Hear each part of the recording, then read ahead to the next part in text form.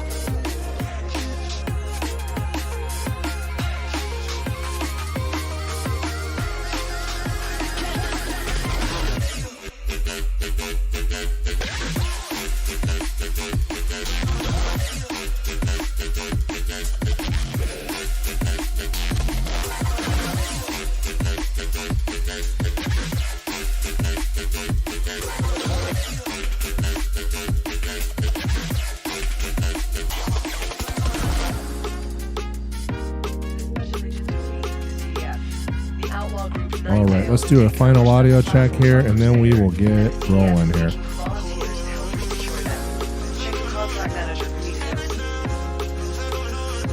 And it looks like we're on Orison tonight.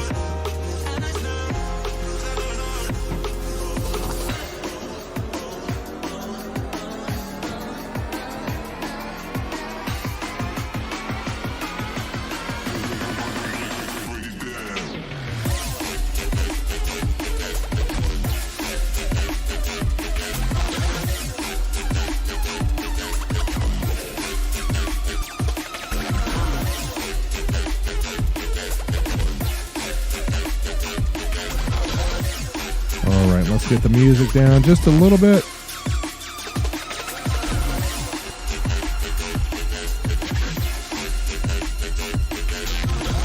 Hey, Seamus, welcome to this chat, man. Welcome to the live stream. We're starting here in just a moment.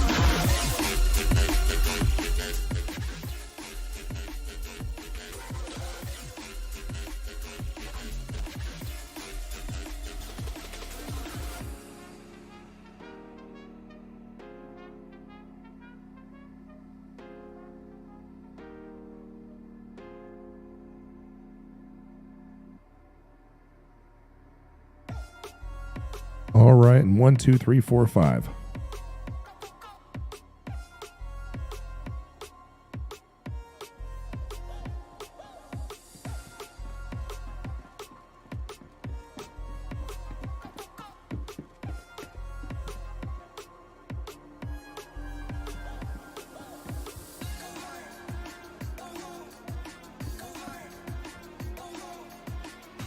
Looks like we're a little bit dehydrated here.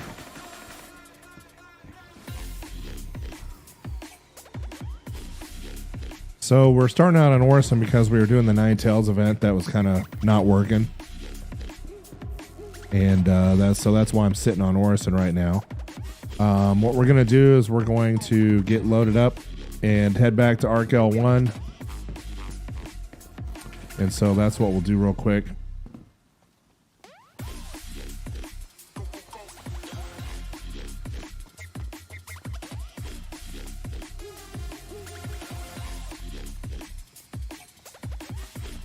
Pulling a solid 30 FPS on Orison. That's nice for once.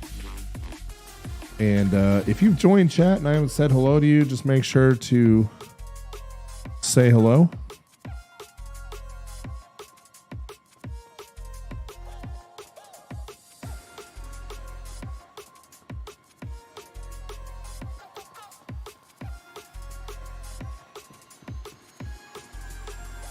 And we'll go ahead and board a train here and head on out to Arc L1.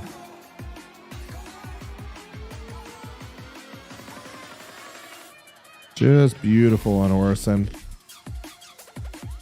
And just by lowering volumetric clouds, we've managed to gain a solid 10 FPS. I'd usually be running 19 right now, especially during the daytime.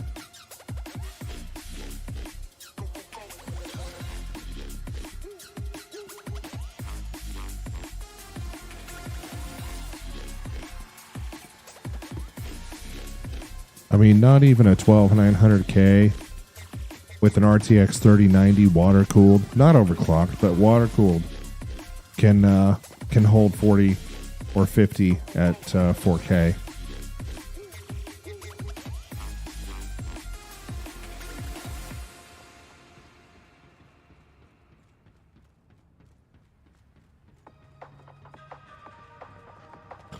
So we'll find ourselves a train and get the heck out of Dodge.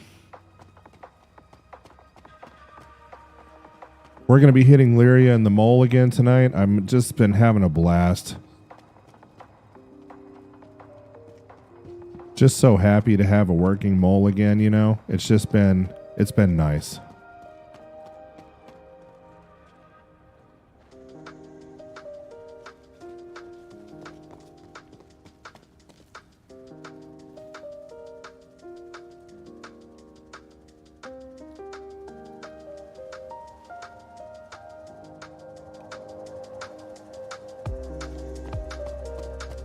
But Orison is, in fact, beautiful. It really is. They did a nice job here. So it's a machine killer. But like I said, turning down volumetric clouds really helps.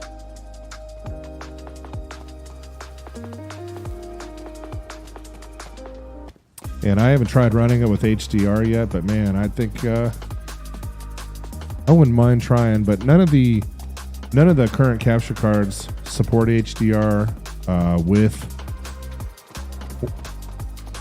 when you're duplicating the display. At least when it's in a stream box separate from the gaming machine. So we'll just wait right here and see what we can see.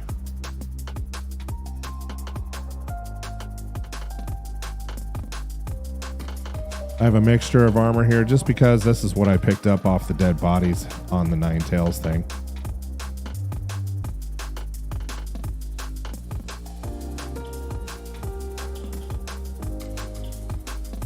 So anyway, if you join the stream, say hello in chat and I'll give you a shout out on the stream here.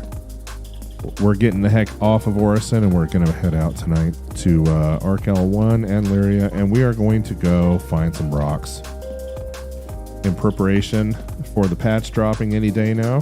The last tweet that I saw on the Star Citizen feed was that it was going to drop sometime this week. They didn't exactly say what day, but probably pretty soon. So if you're out there, say hello, and meanwhile we'll grab a ship and we'll head on out of here. I think I caught an Avenger over here, so I think my Avenger should be here. We'll find out here in just a minute, and then we'll do the little 42 million kilometer journey back out to ArcL1, and we'll grab our mole and head on back to Lyria to see if we can find some decent rocks tonight. Now I'm going to put you guys on mute for just a minute while I crack open a Rockstar Zero. Stand by.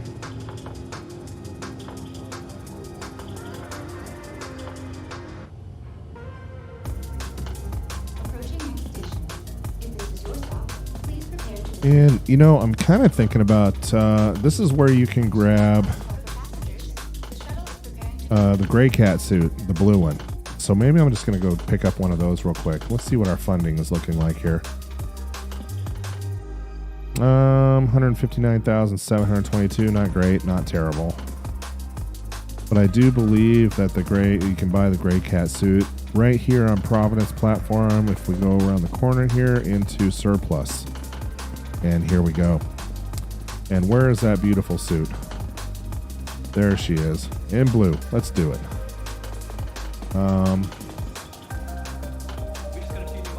Absolutely gorgeous suit, if you're in the mining industry anyway.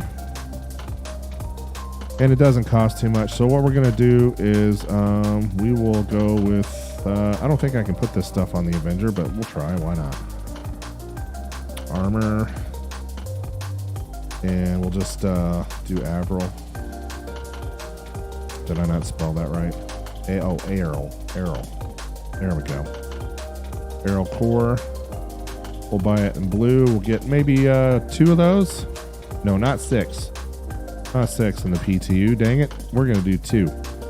And just in case I die tonight for some reason. And let's do the arms. Buy 2 of those as well. And boy, just turning down those volumetric clouds on Orison, huge frame rate increase. You know, 30%, at least on my machine. And you guys can see the performance overlay in the top right. I have that on at all times, not only in my streams, but also in my YouTube videos. Just about all my B-roll footage has performance overlay, just so you guys can see what the latest hardware is doing. Not running a 13th gen core processor, running the 12900K right now. Just because I don't see, as you can see right now, we're running right around 40% CPU utilization. And so that 20% increase that you're going to get with the newest processor, I don't think it's really going to help you here. I think that maybe when the 4090 comes out, it might help, but a little bit. But I'm not going to be playing at 120 FPS in Star Citizen anyway, just because My capture card limitations are stuck right around 60.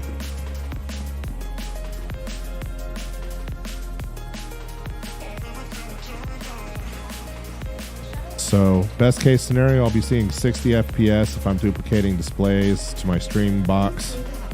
So I have a dedicated gaming machine and then a dedicated streaming box. And so 60 FPS is all I'm ever going to see, which is fine at 4K. So I think that 4090 might get me a little bit closer to that, but I don't think that the newest core processor will. And I don't overclock, I just water cool. And it looks like somebody else is doing some Nintel stuff at Orison as well.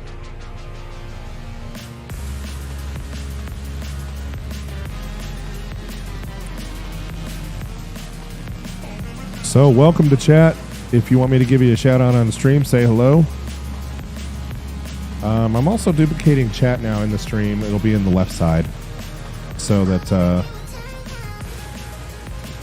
can see right on my OBS screen what's being said, what's being done. All right, let's go ahead and get out here. We're gonna board our Aegis Avenger Stalker, and we're gonna head back out to the mining part of the universe, which to me is Arc L1. So we'll grab our ship and get moving, because we are here to crack rocks. If you haven't seen our latest video on how to recoup some of your funds when the database reset happens, because you're probably going to start out with about 20,000 AUEC, maybe a little more, maybe a little bit less. We have a video up right now on how to quickly recoup at least enough funding to outfit your pledge prospector, or maybe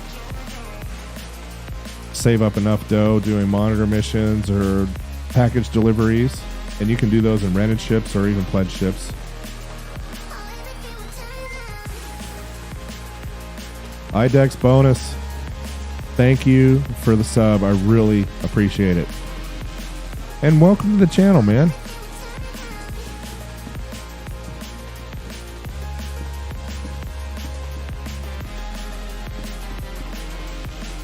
All right.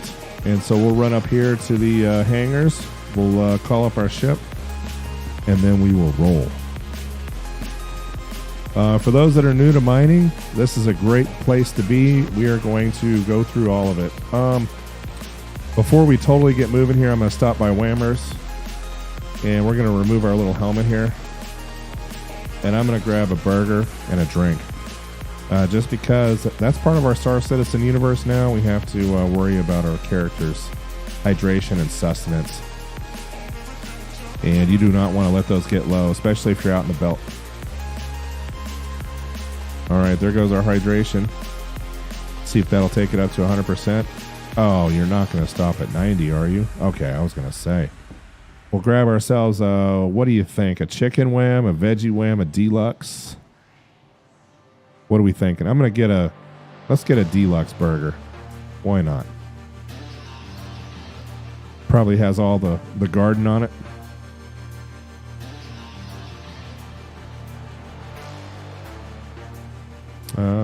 Let's try this again. Quick buy. There we go. Take a bite of that guy. I'm sure at some point in time they'll have an animation that shows the thing, with a bite in it or something. But for now, it's basically just you shoving it in your mouth and eating. Okay, let's head out.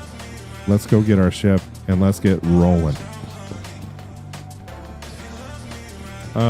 Later in the stream, I'll be updating our stream chat with the stream description with our Discord server link. And on my Discord server, it will notify you when I post new things on our YouTube channel. It'll also update you on Instagram, Facebook as well, and it will also keep you updated on patches. So anytime there's something coming off the Star Citizen patch feed, that'll be in one of the channels on my Discord server. All right, let's do Hangar 6 here.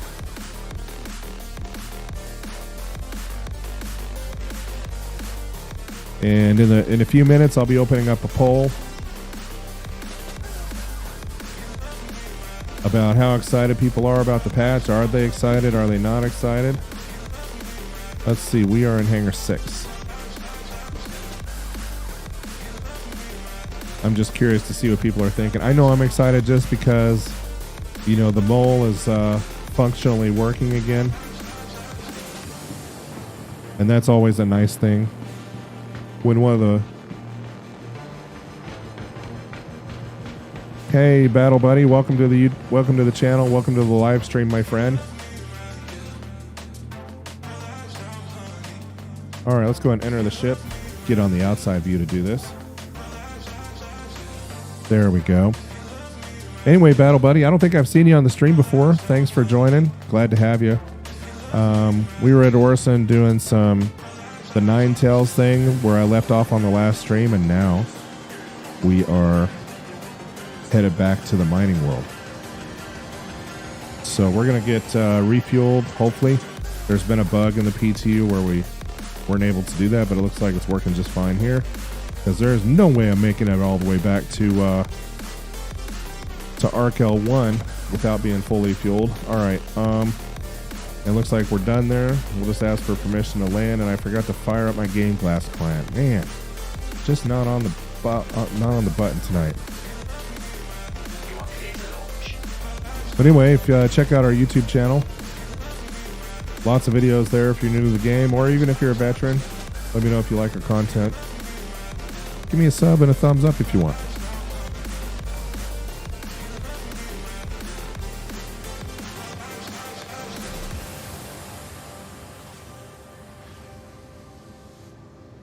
Anyway, the Avenger Stalker is a really pretty ship. Super maneuverable. Far cry from a mole, which handles like a cruise ship.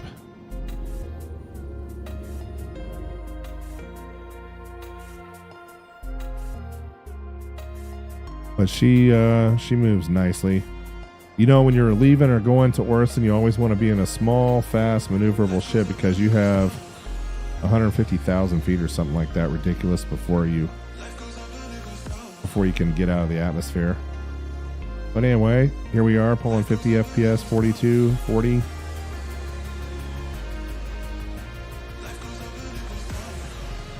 So here we go. We have our destination set, but all right, let's go ahead and get our chat poll up. I'm curious to see if people are excited about the new patch.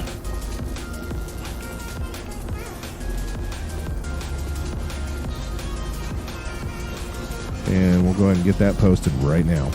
And if you're in chat and you haven't said hello, say hello to me and I'll give you a shout out on the stream. It's not that I can't see you on YouTube. This isn't Twitch. So the only way I see you is if you say hello to me. And there we go. We got our poll up. Let me know what you think.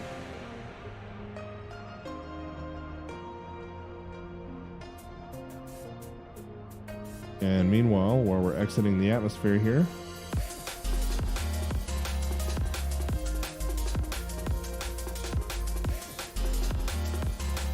we'll see what's going on with our chat overlay, which doesn't appear to be.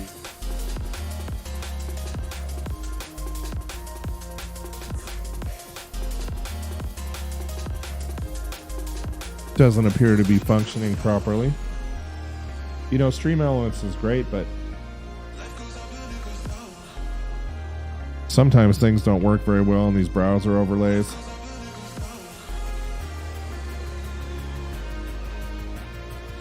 And we'll have to figure that out later. Boy, what a beautiful game though, huh? Look at the attention to detail on the Avenger Stalker. Just wonderful. Okay, let's get rolling.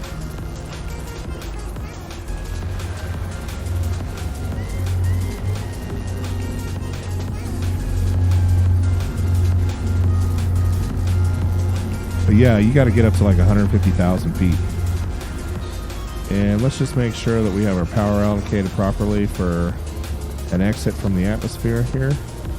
And we do not. I'm going to assume that people aren't going to shoot at me. I'm hoping they don't.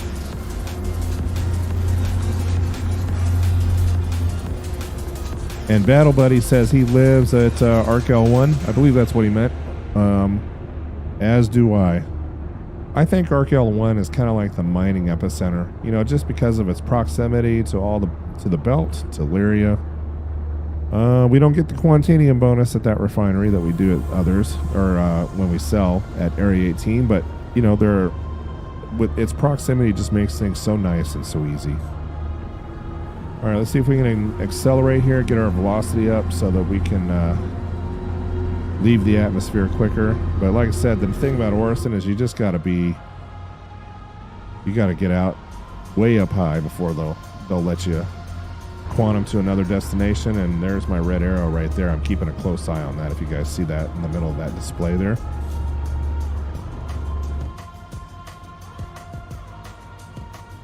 Not sure why they made Orison, you know, harder to get to.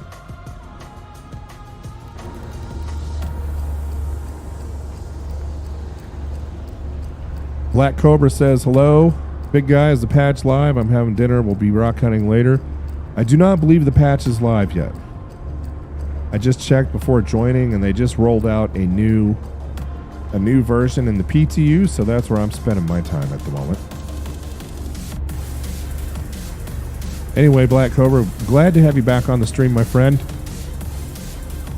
And I will be updating the stream description with the latest Discord link. So if you want to join us on Discord, you can, and voice chat. And anybody else who wants to join our Discord server, I'll throw that link in chat now. But we are going to have a great night out in the belt, and we are going to have a great night on Lyria. So I'm looking forward to it. I'm hoping that they fix the refuel bug on the mole, and so that we can get this party started. And here comes our Discord link.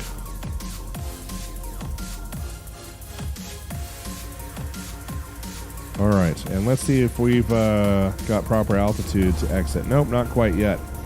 You know, I'm going to pitch up to like 60, 70 degrees here, see if we can, and increase our velocity so we can get out of here. I want to leave.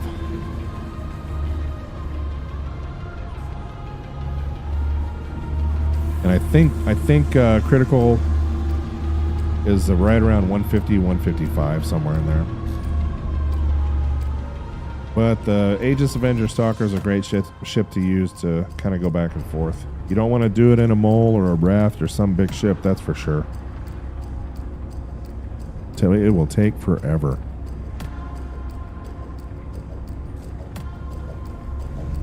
And we should be getting pretty darn close by now at 160. Been a while since I had a red out.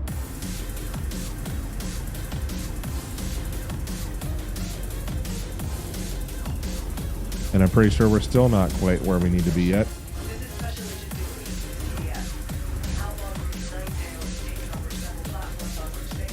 Yeah, Arc L1's obstructed. Okay. So let's do this. Let's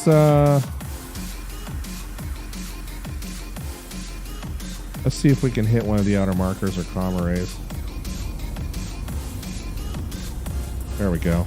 We'll just choose this for now just to get us the heck out of here.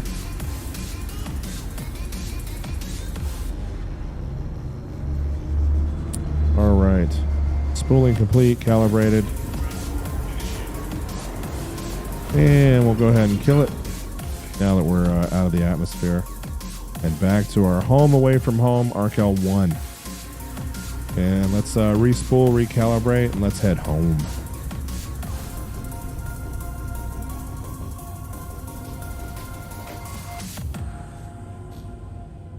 And here we go.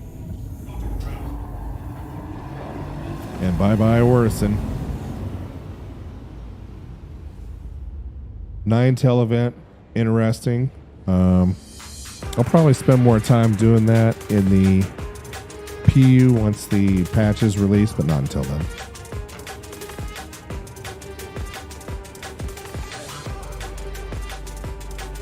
And if you haven't checked out our website, check that out. I post some thoughts there. Usually updated every other day or so. And we have a countdown timer on our next stream. Also posting stuff on Instagram if you want to follow me there, as well, of course, as YouTube. And while we're in Quantum here, I'm just going to update the stream description with our Discord link.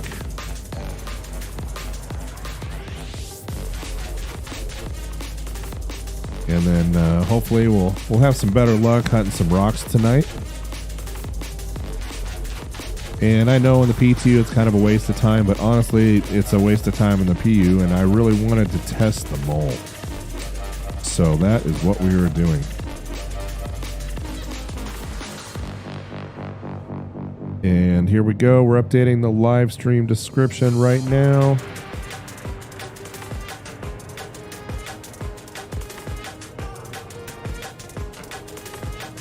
With the new Discord server link. There we go. Those Discord server links die after a week. So that's why we got to do that every single time. All right.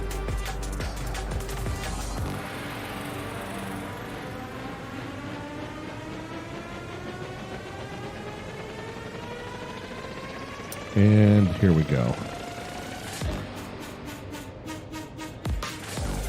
And if you haven't answered the live chat poll yet, we have a poll up on whether or not you're excited about the latest patch. They're going to have a new Nine Tails thing on Orison that we're going to be able to mess around with.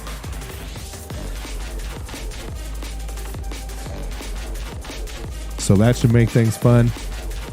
And of course, they're fixing some things on the mining side of the equation, if that's what you like to do, which of course, obviously I do. That's why we call this stream On the Rocks. And so that's why we're doing what we're doing here. All right.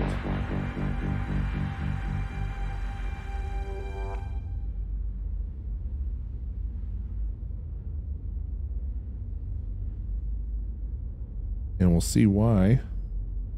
And while we're in Quantum here, I'm just working to see why our chat overlay is not cooperating. And let's change our music here. There we go. We'll get some MBHD up here.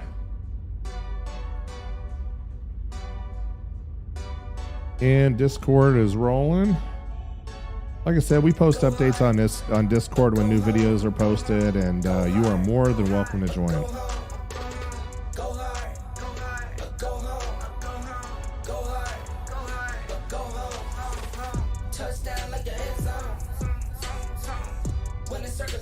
All right, and let's check out our distance and see how far out we are. Yeah, 13 million kilometers out from RKL1. Not a bad ship. You have a little ramp on this thing, and you have enough space to carry along some goodies and ship inventory if you want. Not a lot, but a little bit.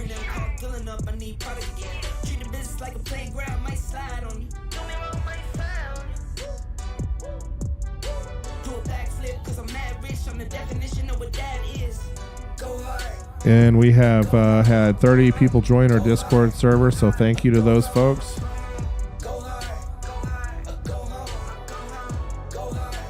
And when we get back, we'll get changed into our fancy little gray cat suit from Arrow.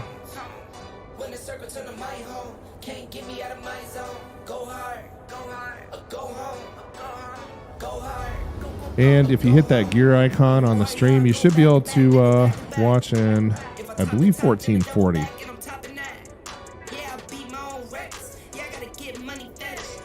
We're always trying to audio and music.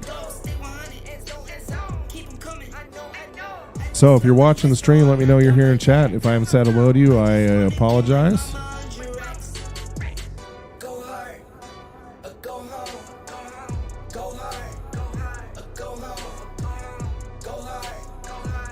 All right, 1.5 million kilometers out from RKL1. And then we're going to get the mole out, and we're going to go find some rocks on Lyria. I'm going to try and stay away from the dark side of the moon just because I have a tendency to crash into stuff. But if that's where we need to go, that's where we need to go. And then I'll be on point tonight and pay attention.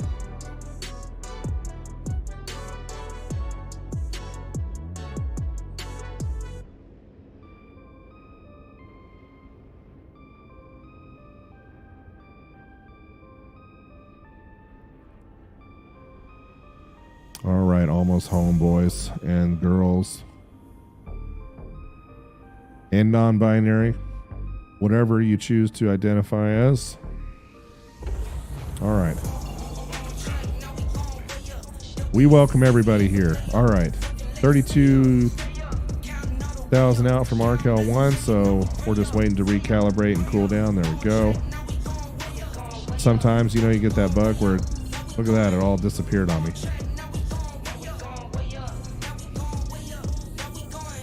You know, one of the interesting things about the patch, I believe that we're moving to the mesh technology.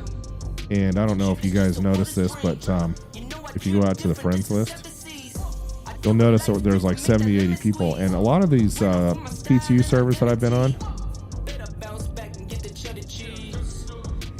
have had 100 to 120. So they've changed the star map a little bit, made things a lot easier for navigation. Man, a lot easier. And so that's a big improvement.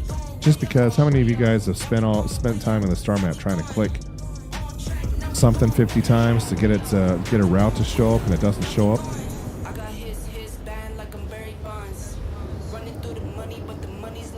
All right, ArcL1 will get suited up, and we're gonna watch our velocity here. I'm gonna limit it just a little bit. Keep our prediction indicator away from any asteroids. Try not to die here. Oh, and I do need to change my respawn point.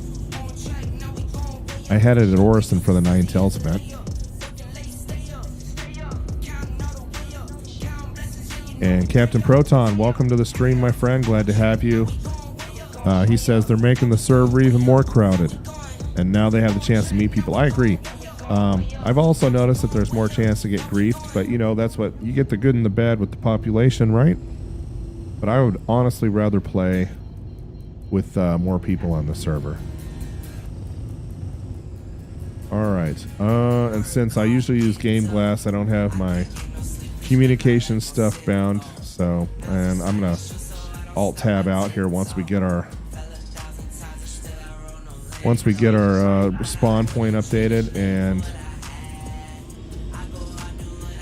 get the Game Glass client up, and I'll show you guys that here in a little bit. I took a screenshot of what the Game Glass shard I'm using looks like. It's on my Instagram feed, AlphaInfinity Tech. And so what you do is you start up the client on your machine, and then I have an iPad Pro that I have next to me here that I will use for things like raising, lowering gear, or communicating. It's you know, but the thing I really like about it is the power allocation. You know, I don't have to go down here and mess around with this. I know there's keyboard bindings you can use for it, but I don't use a HOTAS or a joystick or anything, so it's all mouse and keyboard for mining in my world. At some point in time, I'm probably going to start bounty hunting and maybe a little PvP, and I'll get that dual stick setup that everybody likes so much. But for now, we're gonna hang tight, and we're just gonna worry about wealth management. All right, and let's see. I'm gonna hit exit ship right here. That way, and then we'll hit F4 and get out. But yeah, I agree with Captain Proton. I'd rather have a more crowded universe, that's for sure. All right, let's. We're gonna do a little bit of administrative stuff here real quick before we get our mole out and head out to Lyria. We're gonna change. Oh, suits. Actually, I need to go back to the ship before I store it so I can get that suit from ship inventory into ArcL1 inventory. And if you join the stream and I haven't said hello to you, say hello to me in chat, and I'll give you a shout out. All right, so we'll join channel at Aegis Avenger Stalker. We'll hit inventory here. Here's local, and then here's vehicle. And we'll just get our stuff added over here. One little tip is that you know, if you do your filter by just armor, it's a lot easier to move stuff over, because you're not putting this item over another item and waiting for the server to make a space for you and all that. You know what would be really nice is if they would just let you do a select all and move everything. But I'm sure it's a database insert on their side, and they don't want you doing. They don't want to be doing inserts with a bunch of items at the same time right now. I'm sure for scaling reasons. All right, so we are going to get changed into our Arrow Gray Cat blue suit, our little cute little mining suit here. And then I'm going to get the Game Glass client up. We're going to get our mole called out, and we're going to go make some money. All right, so that's all there is there. Got our Aegis Avenger stalker inventory emptied out, and we got our station inventory loaded up with our suits. And I'm just gonna go change. I don't want to alt tab out of the game until after I have changed my respawn point. And Captain Proton, just confirm more for me. Are you asking if the invitation bugs are still in the PTU? And if you're talking about the invitation bugs, I have not had any problems on that front. So, you know, one other nice thing in the PTU that they fixed, well, check this out. I want you guys to watch the FPS in the top right-hand corner. I was getting 10, 11, 12 in here. And now I'm back up to 30, 40, and 50, which is a huge improvement. So let me see if there's an insurance console here. Yeah, there's a regeneration console. And what we're going to do is we're just going to move our regen point. We're going to transfer our imprint here from Orison. That way I don't have to come all the way back out to Arc L1. All right, there we go. Now what we're going to do is we're going to go ahead and change into our Gray Cat suit. I'm going to try it with the current helmet and see how it looks. All right, we're getting all jocked up to go mining. And I say that with a little bit of humor. There we go. Yeah, no, not liking that helmet at all. Let's go with that one. Kind of match it all up. Why not? There we go. We're looking good in our mining suit. All right, and let's see. I think I was running low on mining modules. We're about to find out here. Let's take a look real quick before I alt tab out for the client. Let's look at our... Interesting. Well, that's a bummer. Let's go find out what's going on with our Argo Mole. Because I'm pretty sure we did not have another accident. Argo Mole, we're going to have to claim it. Great. So we'll file a claim and then we'll expedite. Get us down to 2 minutes and 40 seconds. All right. And while we're doing that, let's alt tab out and let's get our Game Glass client up and running here.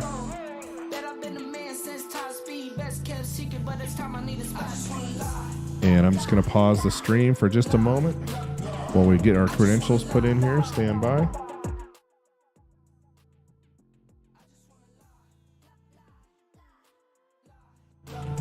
And we are back. All right, so Game Glass is done.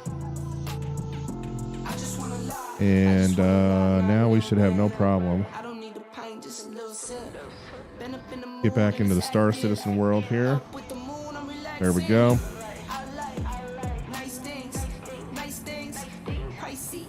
And I'm just going to confirm that our Game Glass client is communicating with the host. And there we go. Perfect. All right. We are in business.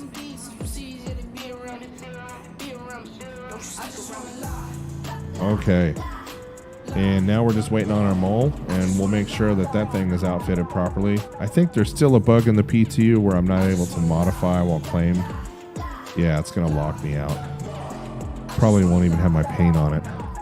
Oh, still has the paint. So it just won't let me put anything in the sub slots here. So it's got the paint. And he's saying, is the inventory bug still on the PTU? I haven't had any problems with inventory, really. I know what bug you're talking about. If I believe I do, I believe it's the one where you're buying something and it doesn't show up, or stuff that's in local inventory, wherever you happen to be, is also not showing up. I have not had any of those problems at all.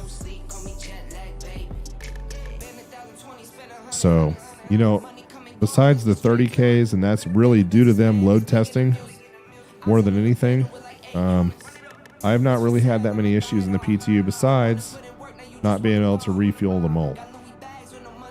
Okay, we're still locked up in read-only mode here. So we're almost there. Let's go check our timer here. We expedited. And I have about 785,000 AUEC sitting in the refinery work order area right now that I haven't picked up yet. So yeah, we got to make a run out to Area 18 at some point in time. But for now, I'm just going to get out and get some mining done. All right. Should have our ship now. Let's go check on it. There she is. I'm not sure why it was in a claim state. That's kind of weird.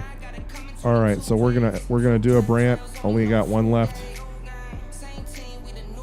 I'm not gonna put the Brant with the Helix. I'm gonna put the Brant with the. I'm gonna stick that Brant. Actually, we should be able to buy Brants. Let's go do that real fast, because we're at Arc L1. We should be able to buy those in the refinery. There's our beautiful gray cat suit. Comes in blue and yellow. I believe you can pledge for a red one, but I'm not spending money on that.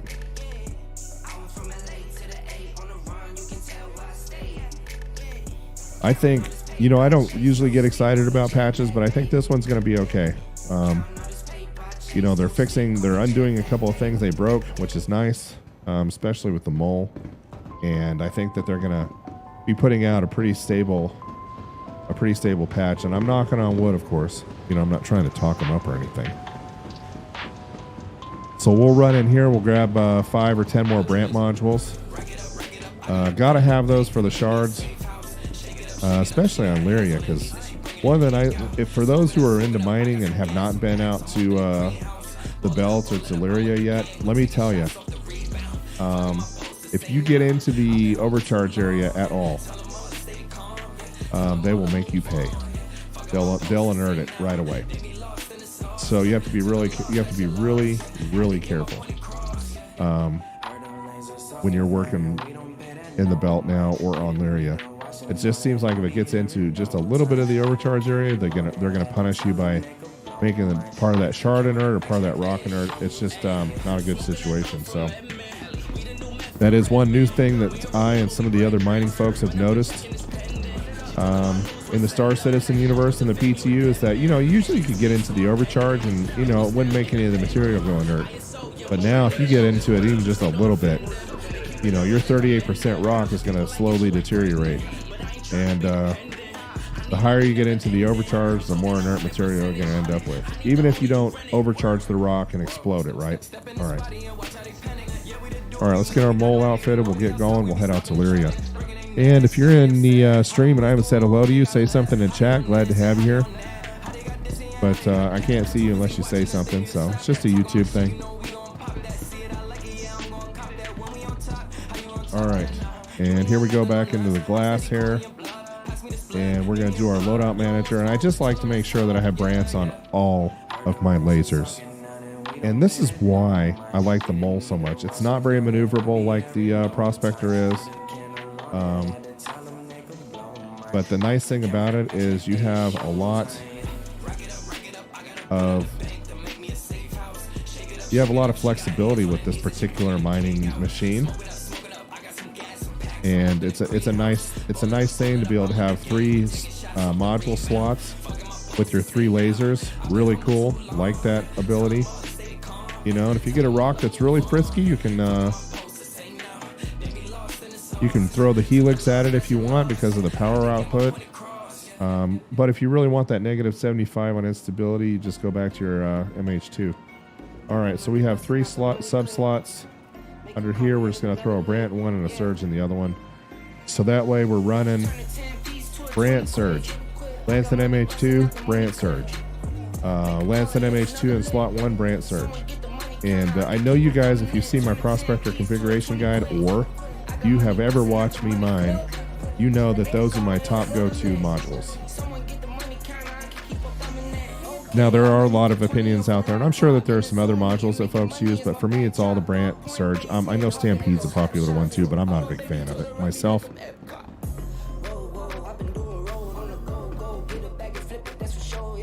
All right, we are in Hangar 2 tonight, folks, and we're gonna go turn a 10-piece to a 20 quick. Get on our mole and get freaking to work. The click spots are still kind of iffy here. I always have a hard time calling up the elevator. Oh, there it was.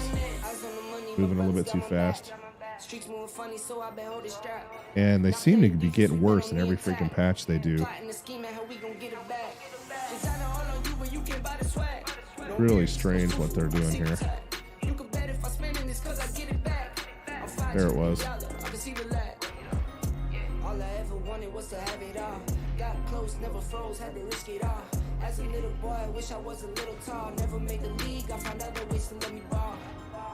All right, and here we go.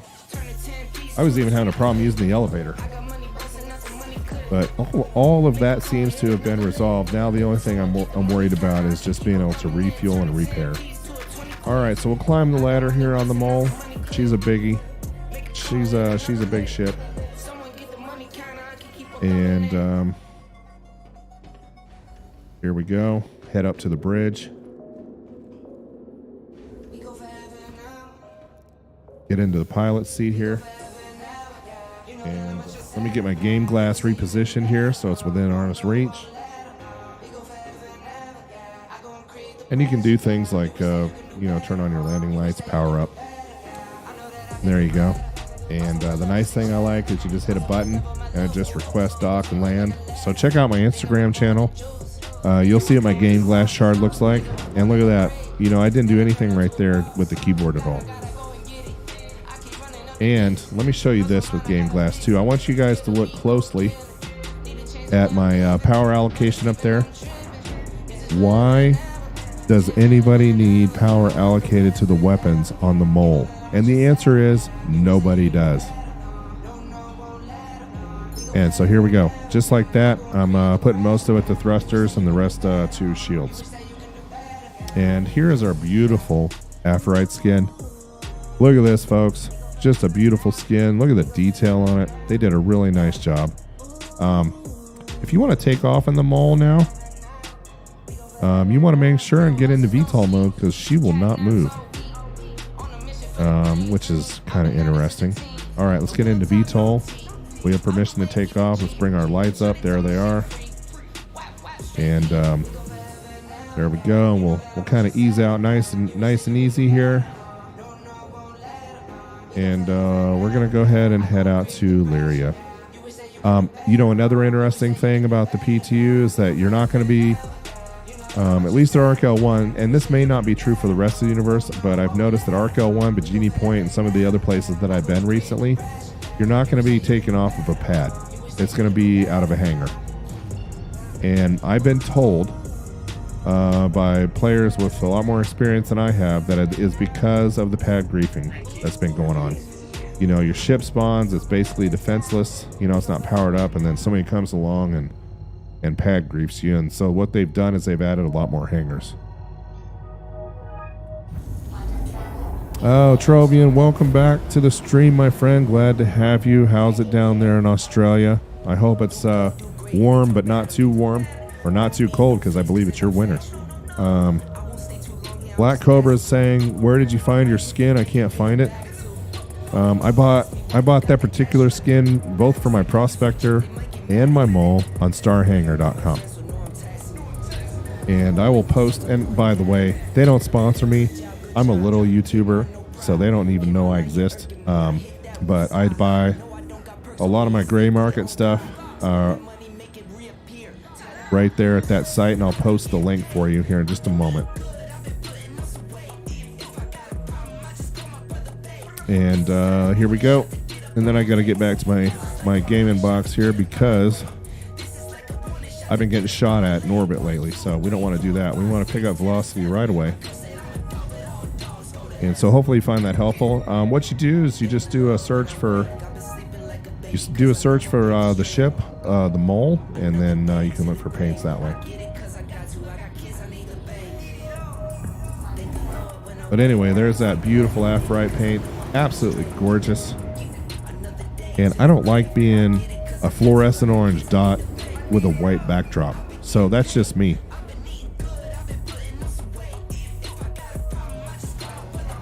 All right, and on Lyria, where are we going to mine today? It's going to be, we're going to try for, there's Spal 21. I'm trying to avoid the dark. Not a big fan of it, but we may end up there anyway. Yeah, there's Spal 12 right there. Let's just hit it. Why not?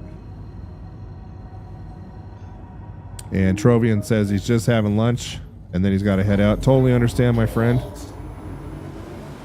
We're just doing one last stream in the PTU. I won't be back until Friday. I'm leaving town for a day or two. So I thought I'd get one more PTU run in for everybody before I take off.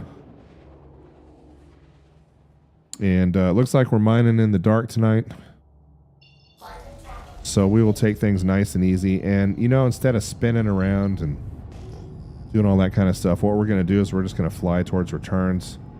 We're going to keep a close eye on our, we're going to go back into VTOL. We're going to keep a really close eye on our altitude because this thing has a tendency to smack into the ground. And so what we're going to do is we're just going to fly over these. And when we get a little bit closer to the mountainside, to the mountains that is, and just make sure our lights are on. And we're just going to try and kick one that has, we're going to look for doubles here. And so that way we're not spinning around and causing a bunch of people to get sick on the stream. And Trovian, I'll be on later. Hopefully we can spend some time with you at a later time, maybe when the patch gets released, my friend. And that's a single right there. So we'll just keep flying towards the mountains here until we find something decent, and keep a close eye on that altimeter on the right hand side. And let's get some music going here. Let's get back to our, let's get some classical going. There we go. Oh, there was a double that just went right there. Let's go check it out. Oh, but they're separate doubles. Okay. So, like I said, we'll just fly around here until we find something to crack. And we're going to pick up just a little bit of altitude just to stay safe.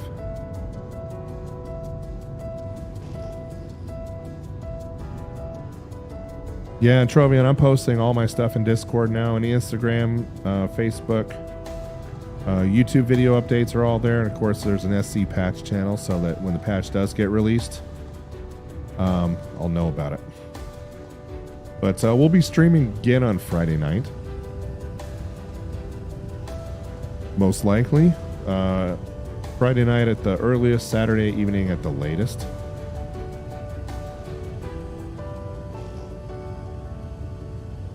Okay, we got us another single right there at 1,500 meters. And like I said, I don't even bother with singles anymore. I'm really looking for doubles, especially if you're in the mole. I mean, you have so much cargo capacity that you want to try and utilize that if you can. And so doubles are the only way to go. Another, that was some diamonds right there.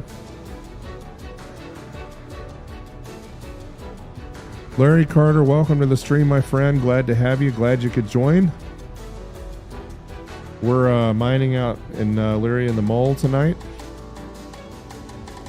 And we're near Spal 12. You know, usually a pretty good go-to spot. And what we're doing is we're just flying around looking for doubles. So, glad to have you here, my friend. Glad you could join. You know, and when you're doing this stuff at night, you want to make sure, and you want to always make sure to kick off those scans so that you can see where the tops of those mountains are. And that's going to be a single right there. So we'll just kind of aim. We'll go to starboard here, and we'll look at these two that are coming up. There's another single right there. But you wanna keep hitting that scan button. And by the way, our FOV is at 360. You want to keep hitting that scan button all the time at night, especially. And so we're just keeping our velocity low so that if something does pop, we can turn around and take a look at it. There's another single. All right, we're just gonna go fly towards this other mountain range here. Yeah, diamonds right there. Let's see where this one is right here, real quick. The mole, she does not turn fast, folks. You know, she's not an agile. Oh, there was two right there. Let's take a look at that. Might have missed it. Like I said, you got to watch that altitude, though. That's for sure. Yeah, it looks like diamonds. Okay. And we're not out here to hunt diamonds at all. That's not nothing against the guys that are liking the diamonds, but for me, that's not why I'm here. So we'll head out towards this other mountain range and see what we can see. And I'm going to get some more altitude going here.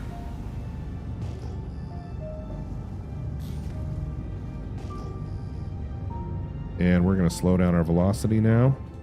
And so my recommendation is keep your velocity between 150 and 300. I mean, whatever you feel comfortable with, and depending on conditions and time of day and all that stuff, you know.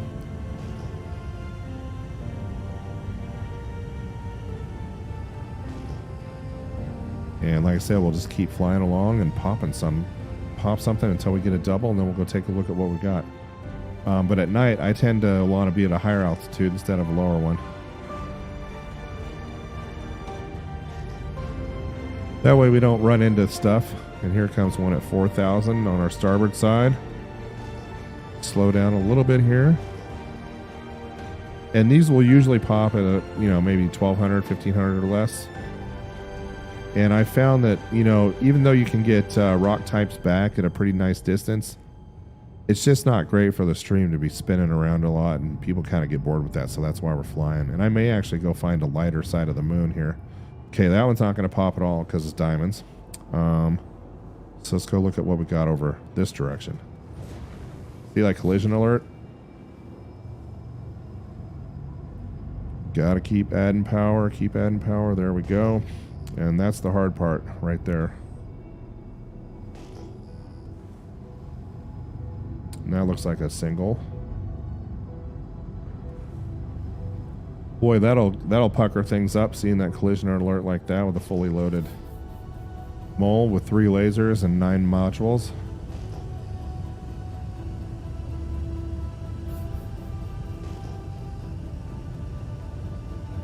Okay, we're getting a couple back here.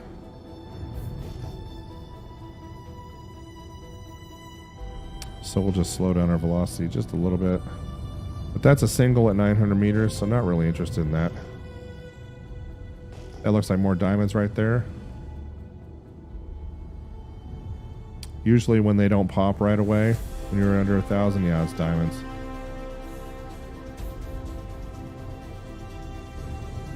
Greg, glad to have you back, my friend. Yes, sir, we are absolutely out mole mining, and there's our double right there. Let's see what this is. Dang it. More diamonds. We're out mole mining on Lyria again at Spal 12. And yeah, usually, you know, when you're in a mining organization or you're mining with friends, you'd have a scout. But you know, when you're streaming, you just got to do what you got to do. So we're gonna fly around, and now I've shed some light out there so I can see a little bit in front of me. And you know what? If we don't find anything here soon, there's another place that I can go, and hopefully it's on the light side of the moon. But I have a feeling that hopefully we'll get into something here soon.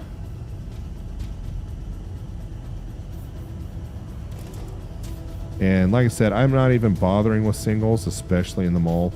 I'm not out here just to crack one rock. I'm out here to crack like 3, 4 if I can find them. But I know that this area has been getting hit pretty hard.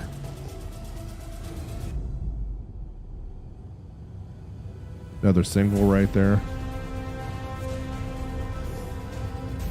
All right, let's get some altitude going. And we'll try right here for about another 5 minutes, and then we'll head out to someplace else on the moon.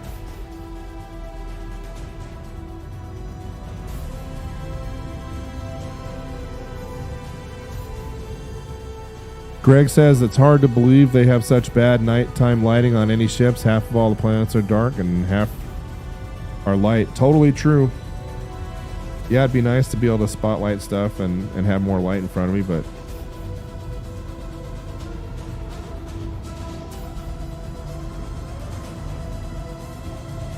and Larry Carter says, thank you. I mind because of you, Humble and Vlad. Thank you, Larry. Appreciate it, man. Always love getting good feedback.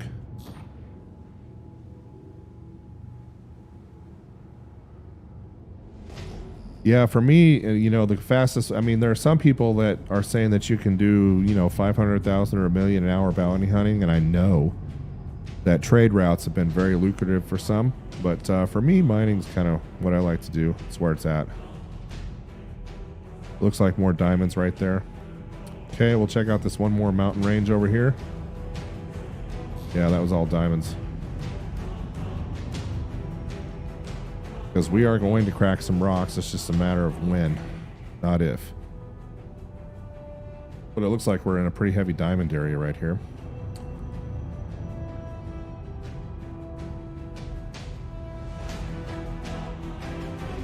And so we'll just keep on scanning until something pops. But the mole, like I said, does not turn on a dime. She is not a scout. She is not fast. All right, let's pop back up into orbit and get on the light side of the moon, see if we can have a little bit more luck.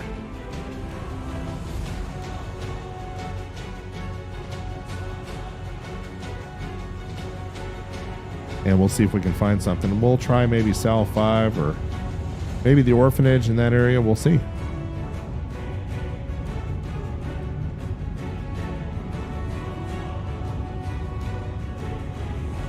Yeah, you'd think. Look at all these lights on the front of the on the front of the Argo mole. The raft, by the way, has the same light footprint on the front of it. You'd think with all those lights we'd have a better time, but nope, that's not the way it works. All right, let's hit the thrusters to increase our velocity. And then I'm just going to give myself a little bit more power on the game glass. I'm going to kind of even things out between the shields and the thrusters here. And all right, let's go ahead and change our orientation here. And we're going to head out to the outer marker. That'll help us get a little bit further out. And then we'll choose a place on the light side of the moon and start looking for rocks again. There we go. And let's see what we got down this direction. Playhouse, the pit, mineral reserve. There's let's try Sal 5. Why not? And if you join the stream and I haven't said hello, please say something in chat. I'll give you a shout out on the stream here.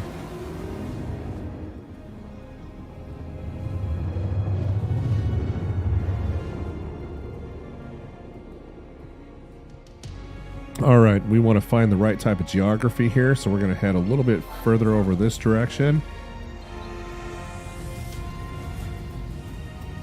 Keeping a close eye on that prediction indicator in the center of the screen, as well as our altitude. And we'll get into the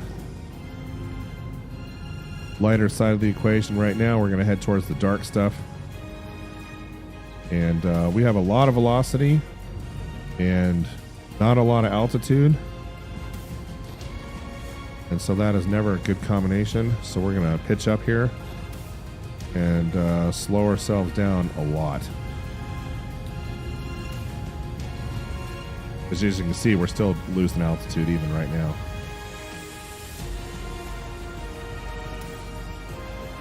All right, there we go. Okay, we've stopped our descent.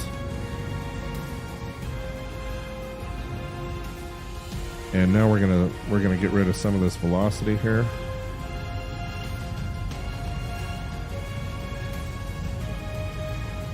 And I'm just gonna take a look outside, and it looks like we'll head to. We're gonna head over to port, right over this direction. And we're gonna lose some altitude. We're just a little bit too high up.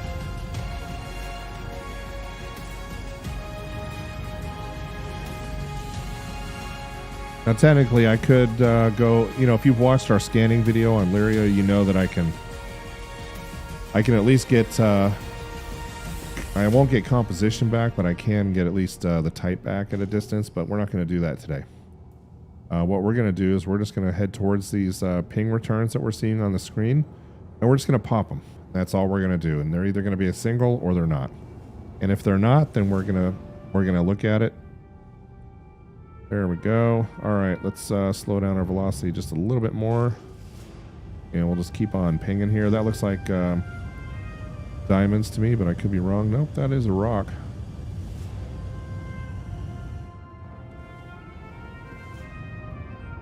So this will be our last stream until the patch drops. We've done quite a bit of streaming in the PTU just to kind of test out the mole for you guys. Make sure everything's working. And Trovian, as always, man, glad to have you on the stream, and hopefully we'll see you soon, my friend.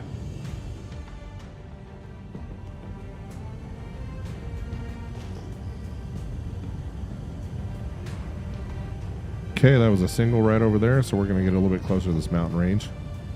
Notice my FOV is currently at 360. Not messing with that at all to get these returns back. Okay, let's keep our velocity at about 150 to 200 max, and then we'll get moving here.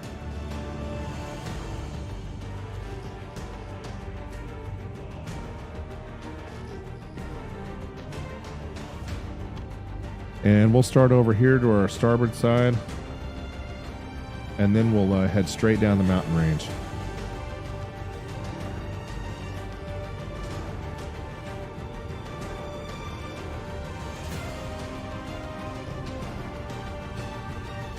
That looks like a single right there. Yep. One nice thing about mining at night is these diamond returns are easier to see on the UI at night than they are during the day, especially with the white backdrop.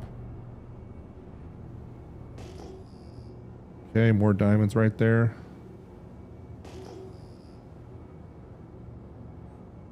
And you can just tell just because this is sitting underground here. Yep, there they go. And so I'm just going to fly literally over the top of these mountains. Keep our velocity at about 200. And we're just going to start popping these. And I'm just going to start looking for ones that are a little bit closer together.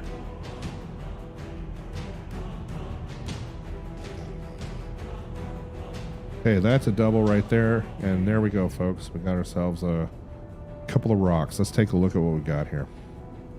Like I said, the reason you don't want to fly too fast in the mole is because she is not slowing down fast for anybody. Alright, so we'll scan at a distance to get back our instability numbers here. But even in this case, you still got to get pretty close.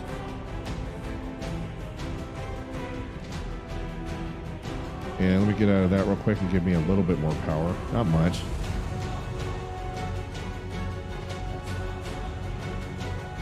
And we'll line up our scanner here, and we'll see if we can get some kind of numbers back on this bad boy right here.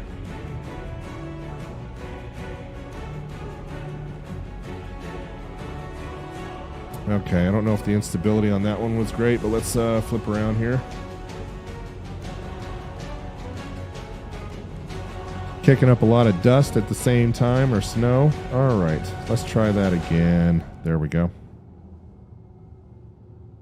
So instability is 547, not great, but not terrible. So that's a 17% rock right there, which would make me really happy if its cousin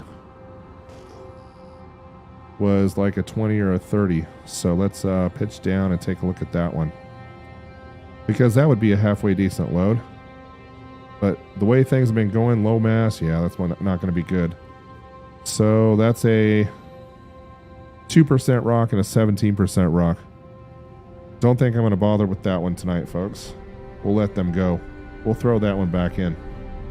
So we're going to keep on scanning here in the mountains and see if we can kick something up that's a little bit better. A little bit more worth our time, you know? And I'm going to slow my velocity now down to 100 to 150.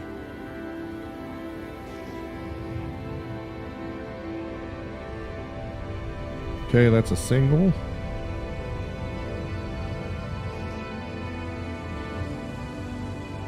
And with all things in the Star Citizen universe, you got to be patient.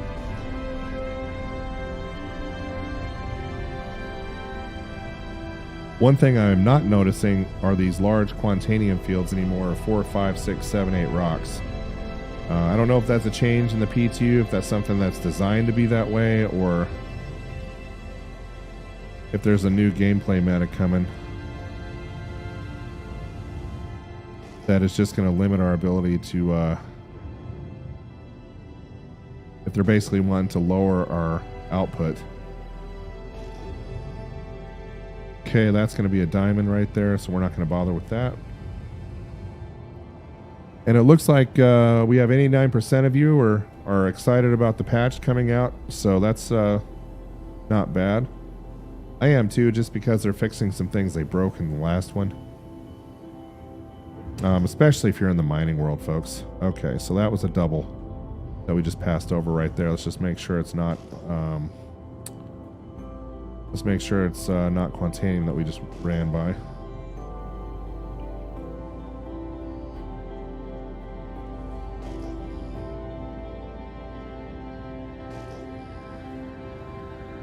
Okay, that's going to be diamonds right there. Alright, so let's go ahead and move our nose over this direction. And like I said, we'll just take it nice and easy until we find a better set of rocks. We already found one that was a 17%. Whoa. More diamonds, maybe? Or is that a rock field that I said didn't exist? Because that was like 4 or 5 of them. Yeah, more diamonds, unfortunately. So the only time I'm seeing multiples in 3s or more come back is when it's diamonds. I have not seen any quant fields that have been large out here in the PTU. So like I said, I'm hoping that that's just a PTU thing, and that we see some profitable mining come back to the PU once they release this. Okay, that looks like a single right there. That could be, yeah, that's a single. And yeah, when you're in the mole, you really do need a scout. And I know that if you join a mining org, you'll get one most of the time. You know, they have a process that they're going through right now, where they'll have some faster ships scouting, and then they'll have the prospectors come in and break them up, and then they'll have the moles come in and collect. And that's how they're increasing their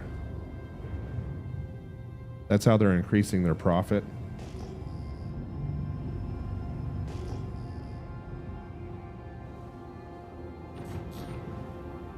And if you join the stream and I have not said hello to you, it's not that I'm being rude, it's just that I can't see you. So give me, say something in chat and I'll give you a shout out.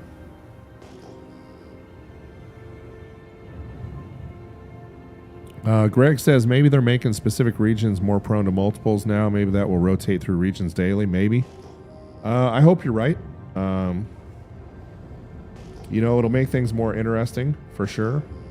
But I just remember coming to Lyria, and there's plenty of screenshots. I think I posted a few screenshots on my Instagram feed of 3, 4, 5 rocks. Of course, the mole was broken when that happened, and so you couldn't collect it all with the prospector, that's for sure. And you couldn't come back to it because it would respawn. Okay, and I'm getting into some mountains that I'm not really liking the color of, so we're going to turn around here in just a minute.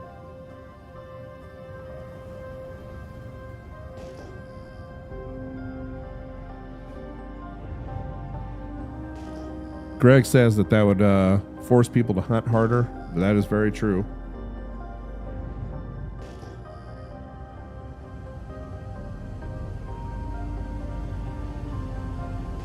Okay, more diamonds. Let's go find a mountain range that looks a little bit better than this. Maybe over this direction. So we'll pick up some speed and velocity.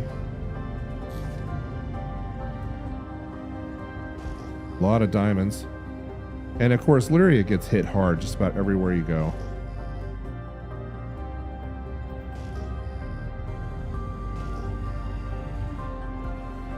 But yeah, it seems like just finding these large Quantanium fields, it just has not existed in the PTU for me.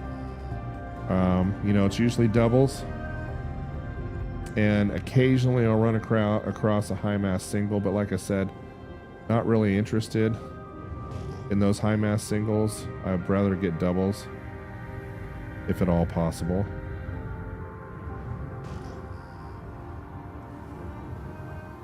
Another single right there is what that looks like to me, so we'll head over this direction a little bit. And I've spent a lot of time in the PTU really testing the mole out. I really wanted to make sure that that was working. But later on, we're going to head out in the prospector to the belt. Let's see what kind of luck we can have out there. Okay, we're going to head back up into orbit here in just a minute. Find a different place to... I don't spend too much time in one spot. If it's not working, find some other place to go. And that looks like a quant rock right there, so might as well scan it just in case.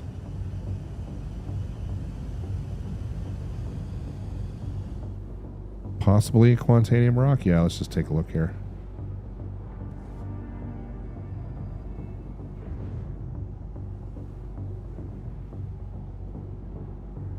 Greg's asking if the Cuddy red and terrapin scanners will scan things further out. I don't think so. I think the scanning distance is pretty much the same in the current meta right now. Could change.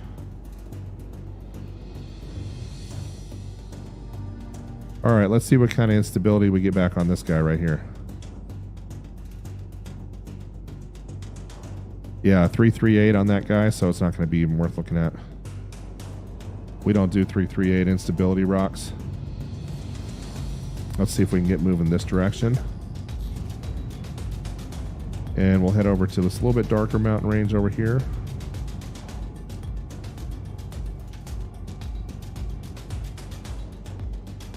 And let me get zoomed all the way out for you guys. There we go.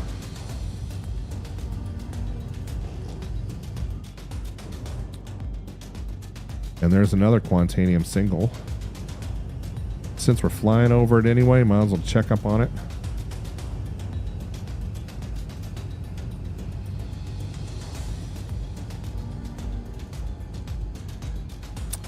Power transfer resistance. Yeah, we don't care about that.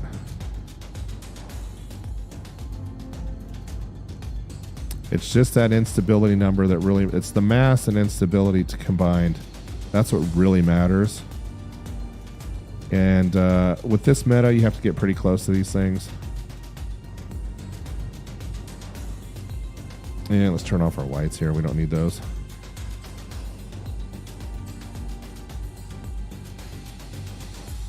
So that's a 6,000 and a 539. So that's a Quant Raw 4%er. No thank you. We will pass on that guy.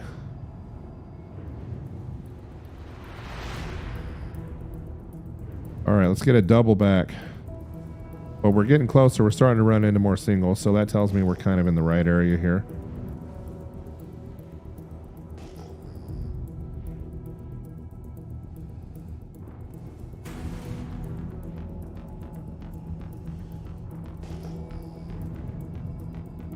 There's a double right there.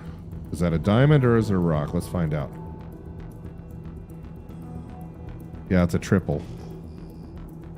So that is going to be diamonds right there.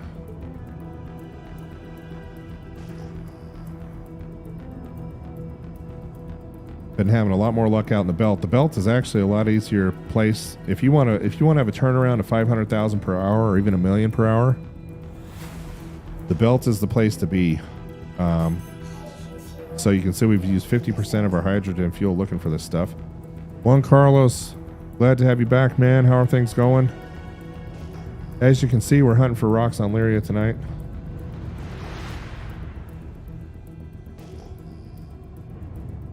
So we'll head in right between these two right here. And we'll limit our velocity. And this is, for those that had just joined, this is my last night in the PTU. I'm anticipating that they'll release by the end of the week, though I don't have any specific information that says that. I've just been watching the Twitter feed, like all of you. And they said that there's a pretty good chance, RSI said there's a pretty good chance they'll release this week, so I'm anticipating later in the week probably.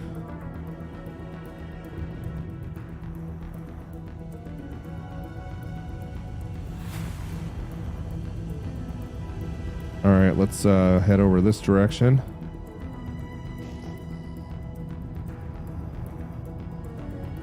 And we'll just keep scanning right in this area here. We'll head over towards these two. They're somewhat close together. Watch that prediction indicator. Make sure it's not headed towards a mountain.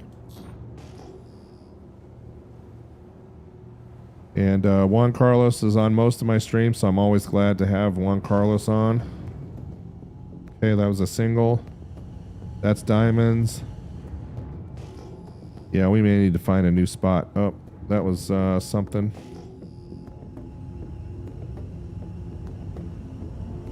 Yeah, that's those diamonds right there. But scouting in the mole is not ideal, but doable, especially when you're solo mining.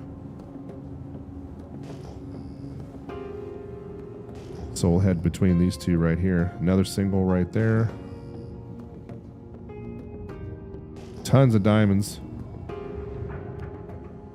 in this area, and a lot of singles. Something else that's been happening is sometimes I'll have a single that turns into a double. All right, let's go check this one out over here.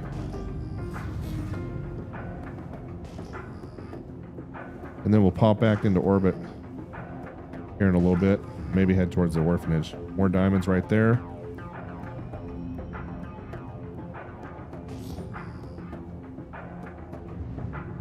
There go the diamonds that just popped. But that one over there.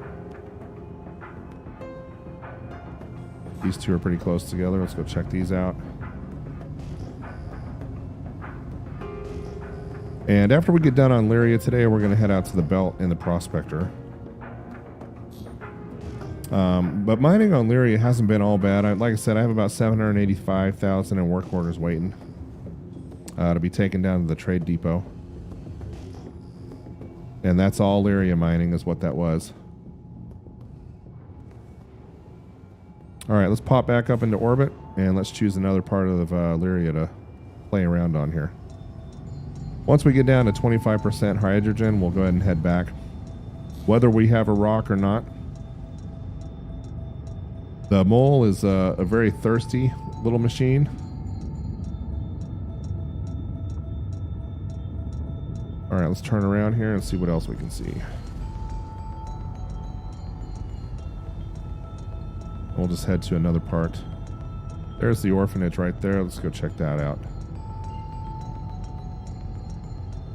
Of course, it is getting dark over there. Let's see if we got anything else more appetizing.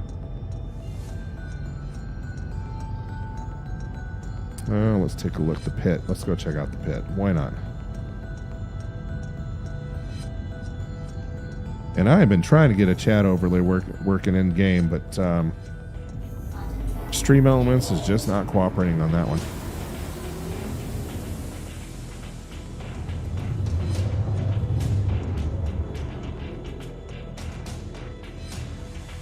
And I'm not seeing a lot of geography in the pit that I like, so we're going to pop back up and find something else. You know, I don't like all white. I like seeing a lot of gray or black.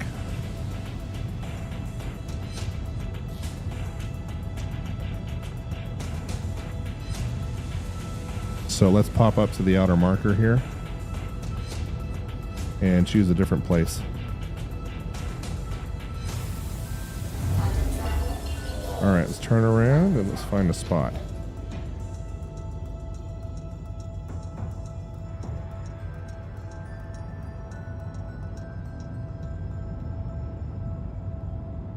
There's cell 5. Elsewhere. Hey, this looks pretty good over here. Let's try this. Let's try spell 7. Uh-oh.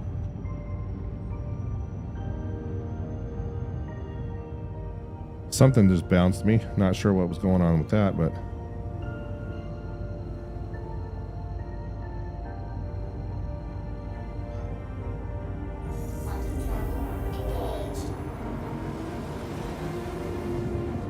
Greg says, once the Expanse releases, it'll be cool to get a bunch of miners or Expanse or 2 and a Starfarer for a fuel and just go. I agree.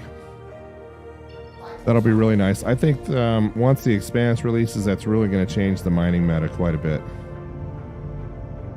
But if I remember correctly, the Expanse only has, was it 64 SCU of mining capacity? I can't remember off the top of my head. If somebody happens to know.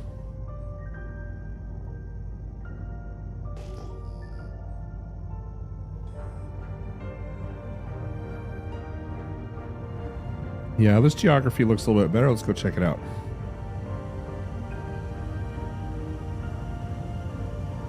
Anyway, that's that cool Aphorite livery. I really like that paint.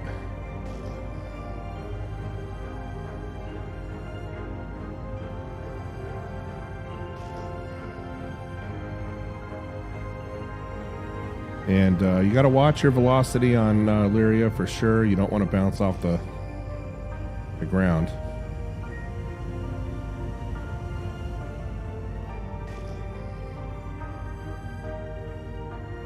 And we're going to be down to 25% on hydrogen real quick.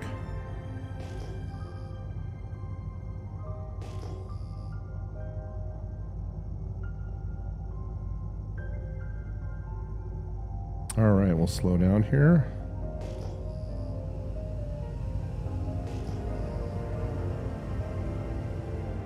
Another single right there.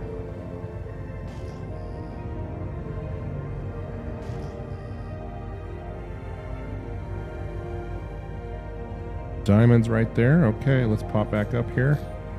Get that prediction indicator above that. Oops. That looks like diamonds, but I'm just going to turn around just in case. Try not to bounce off the top here, which we did.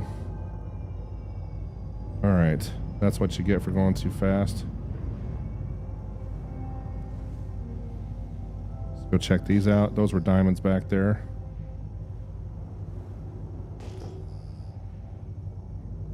We'll probably have a little repair to do when we get back.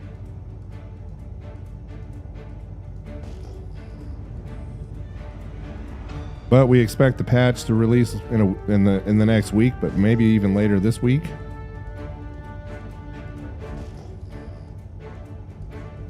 And so with that being the case, hopefully we can get past this database wipe and get back to mining.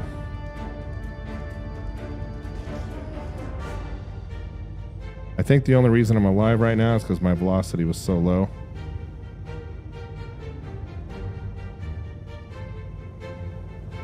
Okay, we're going to turn around here in just a minute. And for those that just joined the stream, say hello in chat and I'll give you a shout out on the stream. We're on Lyria in the mole that works now.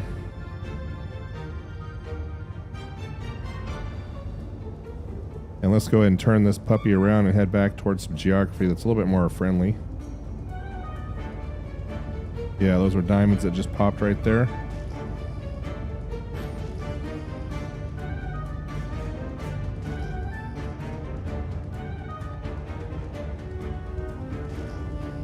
And what we're doing is we're just flying towards these things. And I'm getting into a restricted area, so somebody's probably going to start shooting at me.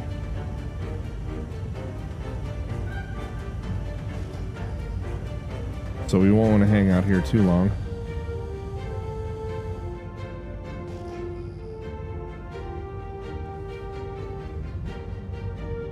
And we're just looking for doubles. Nothing too crazy. Been finding lots of diamonds, unfortunately.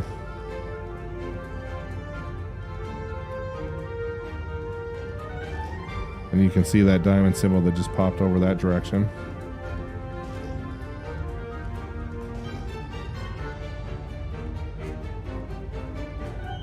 But yeah, Greg, I agree. Once the expanse release, it's gonna make things pretty interesting.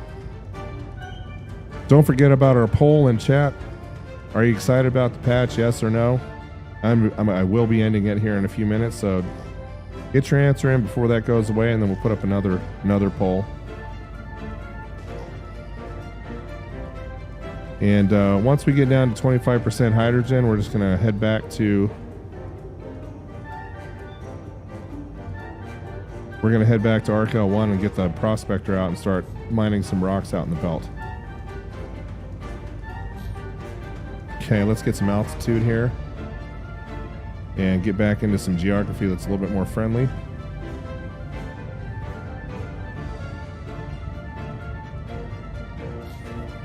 And this will be the last stream I do in the PTU for 317.2. We'll do another stream once the patch is released, but at the earliest Friday or Saturday.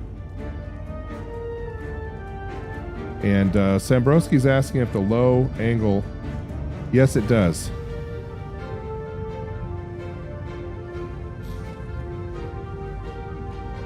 All right, let's see if we can find another spot. We'll go back out to the auto marker and try one more time.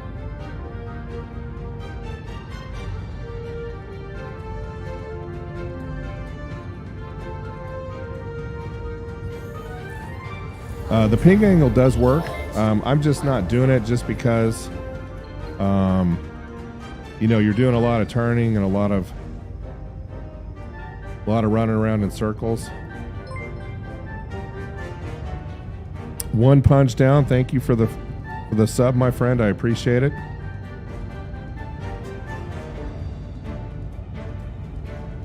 Glad to have you. But yeah, at least according to the Twitter feed, it's supposed to be released sometime this week, unless they run into some other issue, of course. You know, these predictions are always with a grain of salt.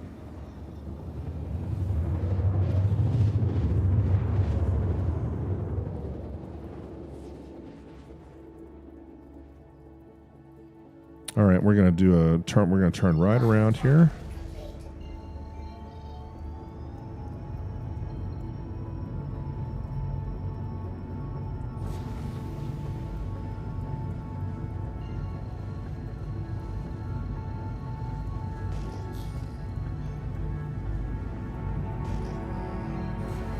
And we're just gonna fly and keep looking for, because this is not a friendly area right here. And we're down to 25% hydrogen. All right, we're gonna give up on Lyria tonight. We're gonna head back to ArcL1, grab our prospector, and head out to the belt. Not that you can't find stuff on Lyria. I had a lot of luck a few days ago, but it seems to be pretty barren at the moment. Could be the server, could be me, could be a number of things, but not going to waste all night looking for stuff there.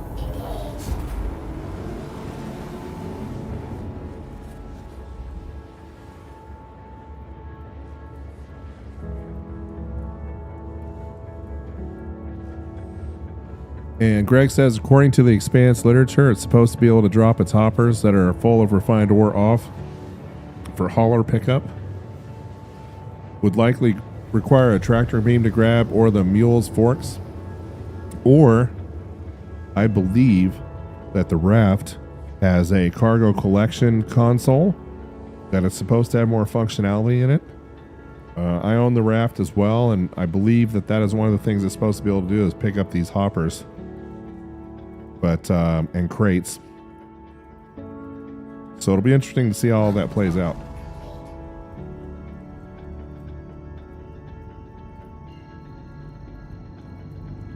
But the raft might be pretty good at that. 96 SCU of cargo space.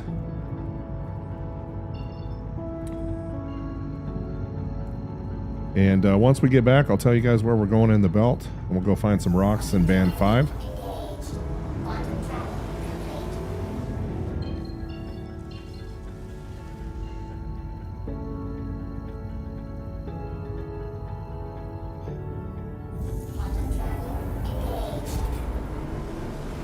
But I think they've really done a nice job in this patch, just because the star map is so much easier to use. I mean, you know, it's no longer a big pain in the butt to use that. I mean, they've really improved quite a few things. And of course, the mole's been fixed now. So I think this is going to be a pretty good patch that makes life a little bit easier for folks. And check this out. I'm going to go to the comm link here. We have about 70, 80 players on. And the servers in the PTU, I think they stress tested them up to 120 players per instance, which is great because you want more people in the PTU, right? You want more people to have fun with.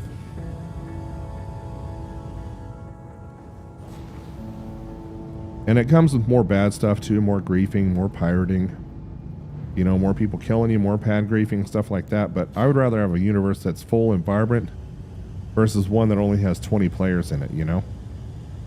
So it's nice being able to have a traffic pattern around some of these places like Orison or the Genie Point. And it's nice to see more players in the game. And I think more players per instance is definitely a good thing overall. All right, we're going to drop our velocity here. And for those that don't notice, I'm using Game Glass for power allocation, and I have a key bound in Game Glass to ask for permission to land, so no more hitting F2 and going to comlink and then hitting friends and all that garbage. We'll get into VTOL mode here. And here we go. Let's see if we can get us a nice little landing spot here. Please proceed to assigned landing. All right, and we're probably going to overfly, so we'll pull a decel maneuver. And we'll put our main thrusters behind us here in just a second. The mole does not slow down quickly, and then we'll just hit that shift key. There we go, and that'll drop our speed pretty quick. Get our landing gear down while we're at it. And then we're going to head out to the belt.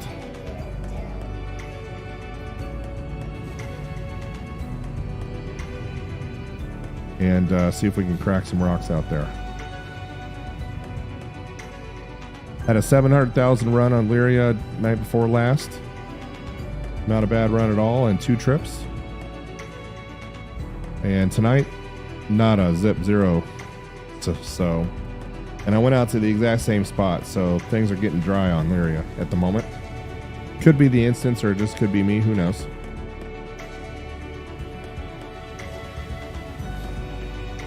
And there's our landing spot right there. Let's go ahead and snuggle on up to that.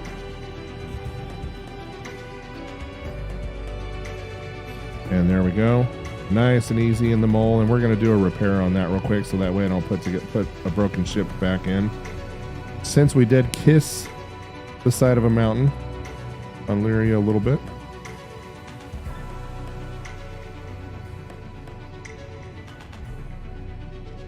But for those who have missed the mole, it is fully functional in the PTU, and I would expect the same to happen in the PU once they release. Sambrosi asks if I tried any other moons in the PTU. I've not. It's basically been Lyria and the belt, and we've tried a bunch of spots in the belt. All right, so we're gonna be nice. We're gonna power down here. Have a pleasant stay. Okay, there goes that. And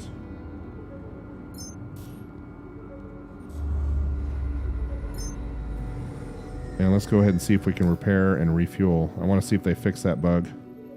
And it looks like they did. So 2,400 in hydrogen. And what I'm going to do before I exit the ship is I'm going to make sure, I think this part of the bug is I'm going to make sure that these 2 things disappear right here.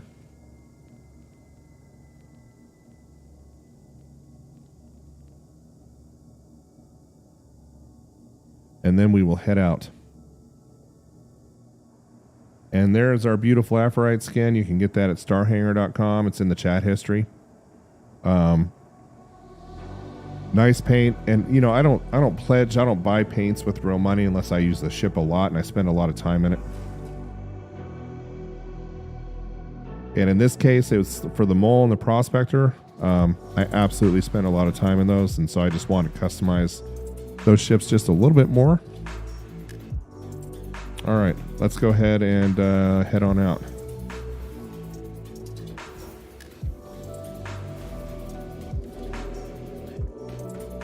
Head over to our elevator here to exit the ship.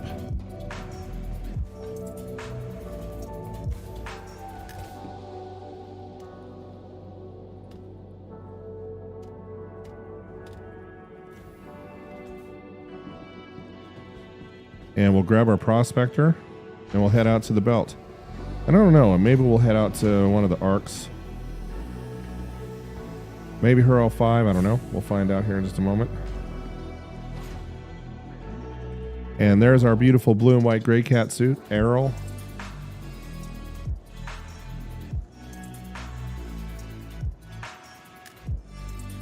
And let's see why the performance overlay is not stopped working here. That's kind of weird. Maybe it stopped working when I alt-tabbed out. I don't know. We'll store this ship. We'll get some hydration.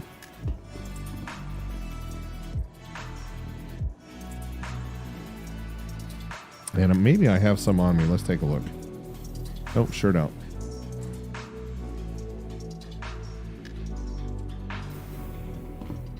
All right, we'll store our mole and we'll take a look at our prospector and make sure she's outfitted properly.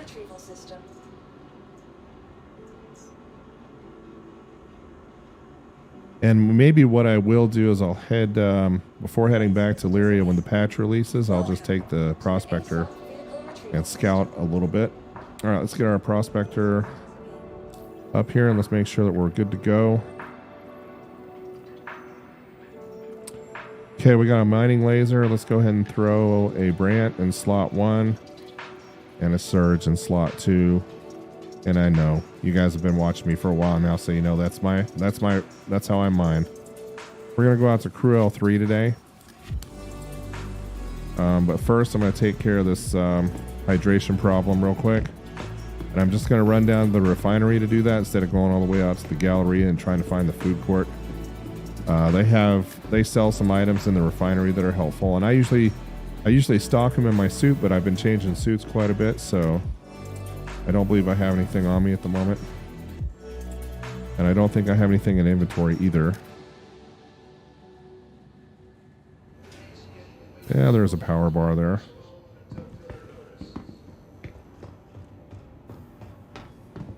And there we go. GP utilization's looking pretty good at 70-80%. Not sure when my performance overlay stopped working, so we'll just get that off the screen for you guys. And we're just going to hydrate, eat something real quick, and then we'll grab our actually, we don't even need to eat. We'll just hydrate, and we'll grab our prospector and head on out. All right. Take off our helmet here.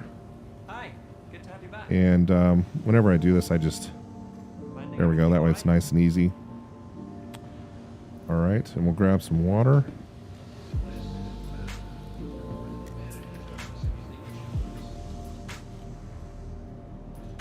Greg is asking, you have any crashes or 30Ks tonight, like a couple of nights ago? I have had none. Things have been really stable tonight, believe it or not, but I don't want to jinx myself, so I'm knocking on wood here as I say that. But no, you know, there have not been any crashes tonight, no issues. I had like 5 30Ks the other night, but I know they were stress testing the PTU. They tried to ramp it up to 120 players per instance, and that did not work. And so tonight, I believe we're still playing with a 70 or 80. I think they kind of figured out that, nope, we have 100 on. So I think they figured out that between 80 and 100 is really the sweet spot. But I did notice things are starting to lag just a little bit. But when we had 70 to 80 players on, it was perfect.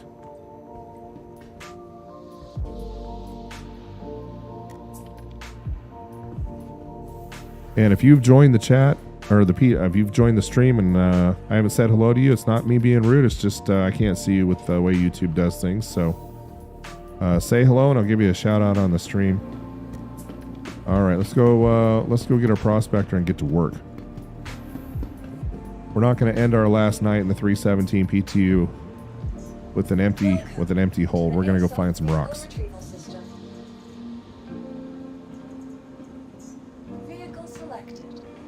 All right, there's our prospector being called up here. Okay, and you know something else I've noticed is that the VRS is really nice as well. No buggy issues there.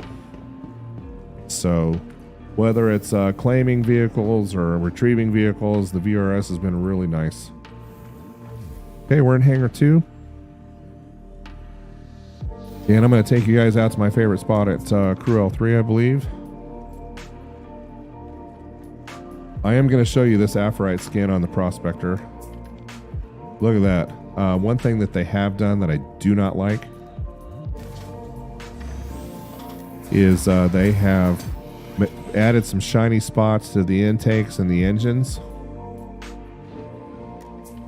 So not a fan of them changing the skin. I really liked my all non-shiny black ship, but you know.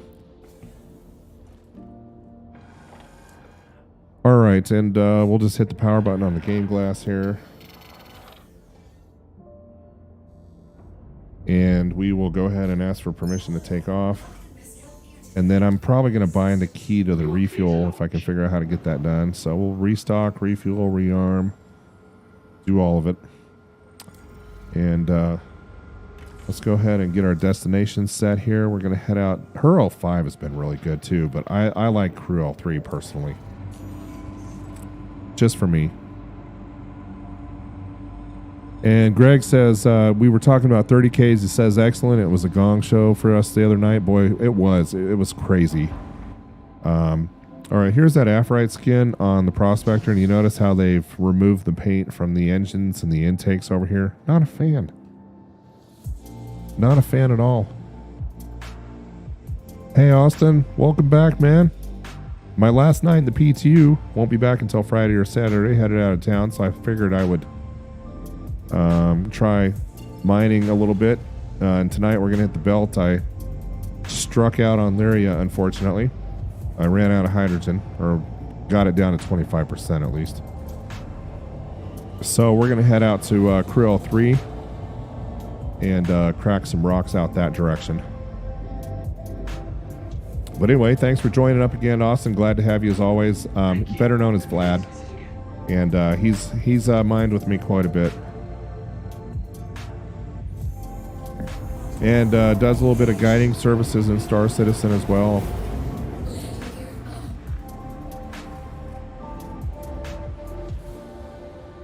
And I'm going to try and play with the music here just a little bit to get something a little bit different up.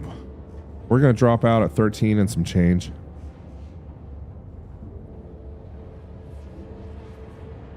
And I'm feeling a little bit like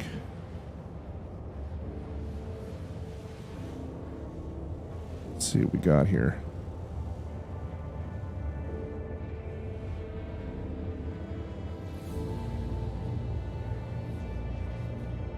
And so hopefully we'll have a little bit more luck in the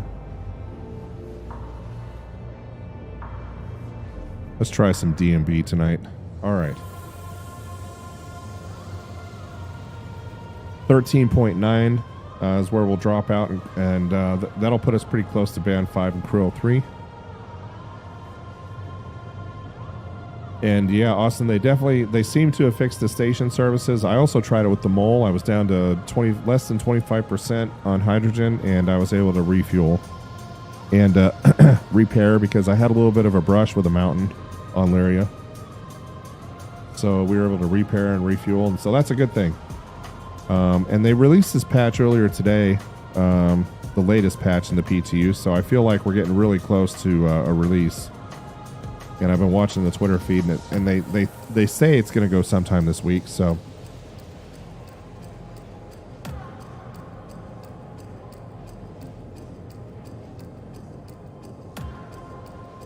All right, 16 million out.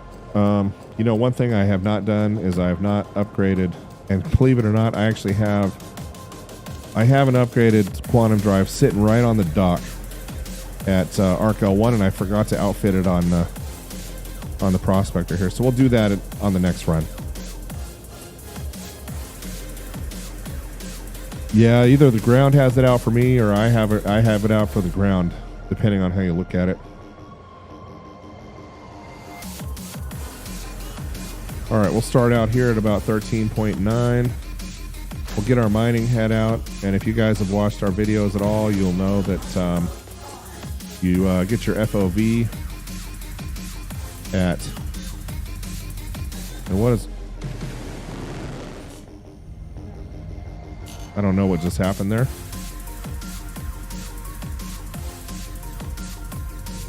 I really don't know what just happened right there. That was really strange. But anyway, you get your FOV down to about 180, so you scan in front of you. And then you can stay still, and you can scan most of these returns at 12 kilometers and under and get a Q-type, hopefully a Q-type back, so you get a type back on your asteroid.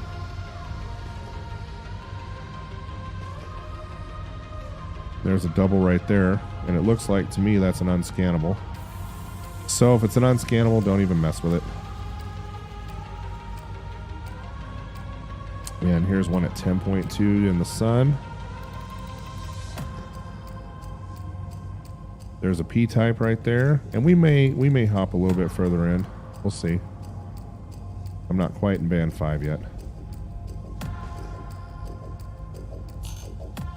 Another P-type right there. Keep our velocity somewhat low. A couple of E-types right there.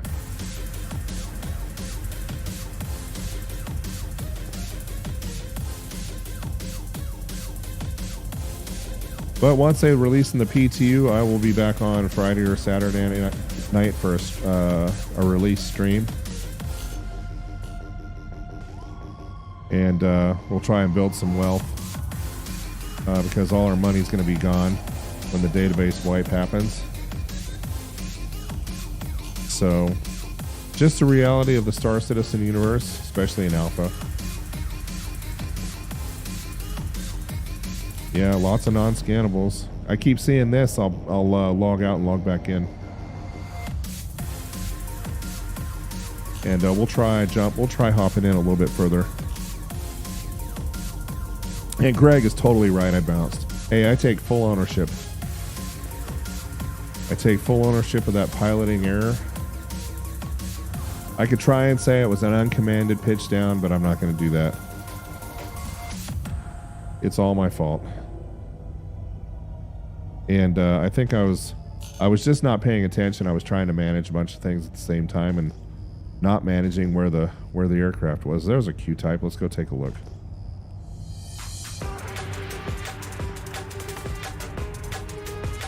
And for you new players, we released a somewhat helpful video today on how to make a little bit of money, just to get things kind of rolling for you. Okay, that's a 775 instability rock right there, so it could be interesting. Let's go take a look and find out. Hey, a 48%. I'll take it. All right. I just want to know who was shooting at me as soon as I came out of quantum. I mean, did anybody else see that on the chat, or am I Rockstar Zeros messing with me again? So 4631 on mass, 48% Quantanium raw. Not a bad rock. We'll crack it. I'm going to get on the dark side of this bad boy. And you see I have a Brant in slot 1 and a Surge in slot 2. We're not even going to really use the Surge out here unless we absolutely have to.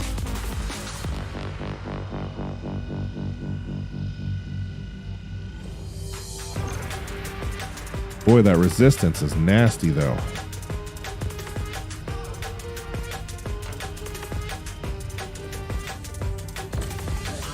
Let's see if we can find something with a little bit better resistance.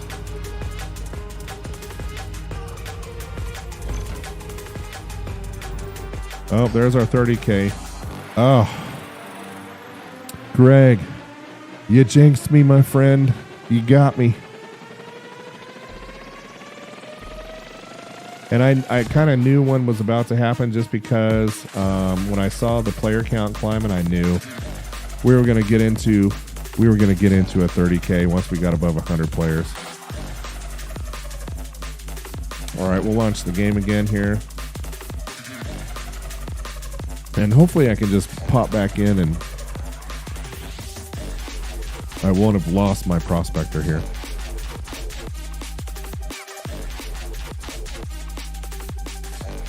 And Greg is right. He says, haha, should have knocked on wood. And I totally did. I did knock on wood for sure. But it just didn't help me. So the 30K gods were out to get me tonight, and boy, they got me.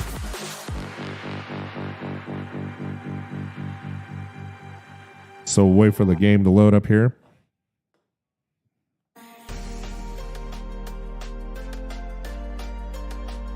All right, we'll load on up here, get back into the PU, or PTU, I'm sorry. And hopefully we'll end up back in our prospector.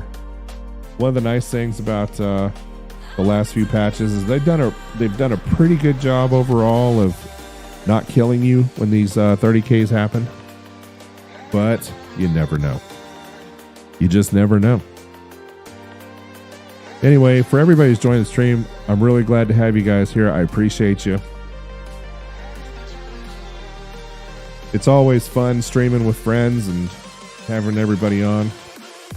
And if I do end up back in my prospector, I may just step away for just a moment to grab another Rockstar Zero. Not advertising for them, but I happen to like the zeros. No sugar.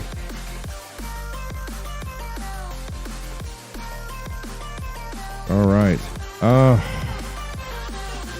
Come on, guys.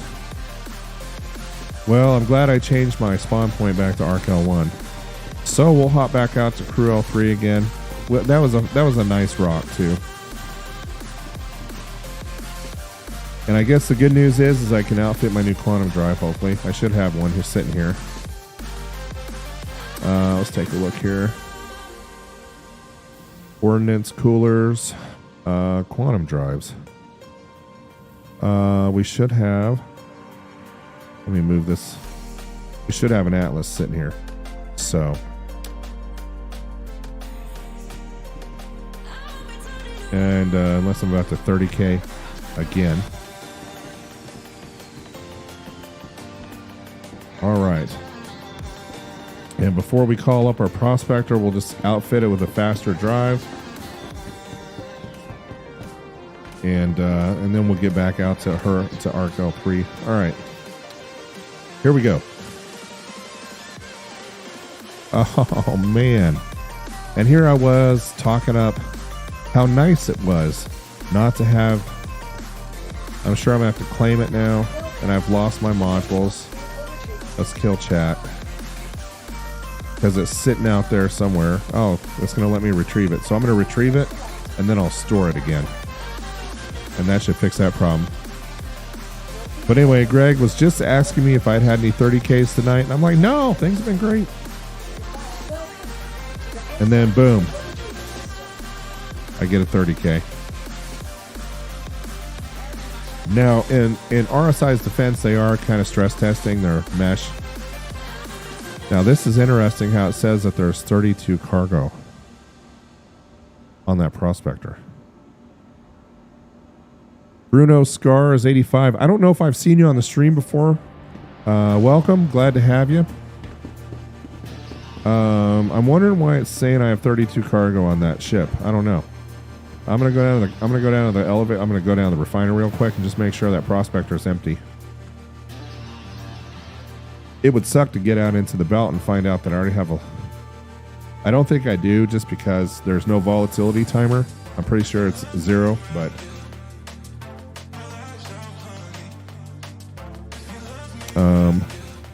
Sambrowski says, can you get modules back? I'll show you. Let's take a look. There's our prospector. I'm really more concerned about, yeah, it still has my Brant and my Surge, so that's great. And since we're sitting in here, let's change out this slow Goliath. So we have... I thought I had something better than an Expedition.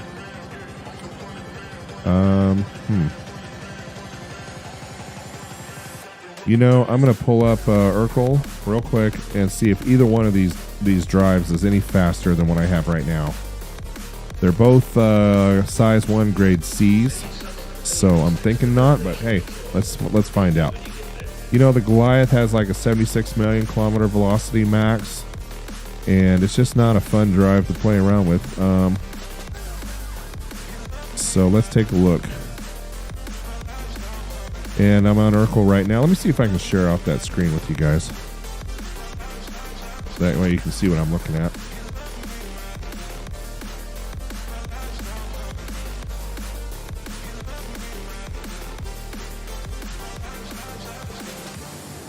I may have removed capture web page. There we go. All right, let me just put this up on my screen real quick. All right.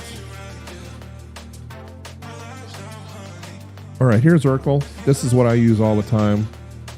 So what we're going to do is we're going to select our Mist Prospector right here. And, of course, you're going to see our Goliath. I'm sorry, it wasn't 76. It was 89,000. And as you saw on my screen, I have a Tarsus. I have an Expedition, I'm sorry. And so that's 148, so that's pretty dang good. I'll take that. So we'll just go ahead and load that up.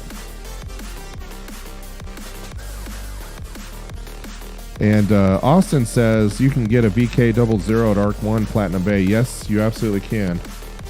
And it is definitely the fastest drive of all. Just while I'm in here, let me show you. But the range on it, he is correct. The range is just not good. But yeah, she's fast. But man, you're not sipping fuel. Let's just go ahead and outfit that one real quick. And then, at least in Urkel, and I'll show you what the difference is. So she's got she's a military grade A, and she's got a velocity of 283,000, the fastest by far. Comparison to the one I'm about to outfit, which is the Expedition, which is at 148, as you can see right here.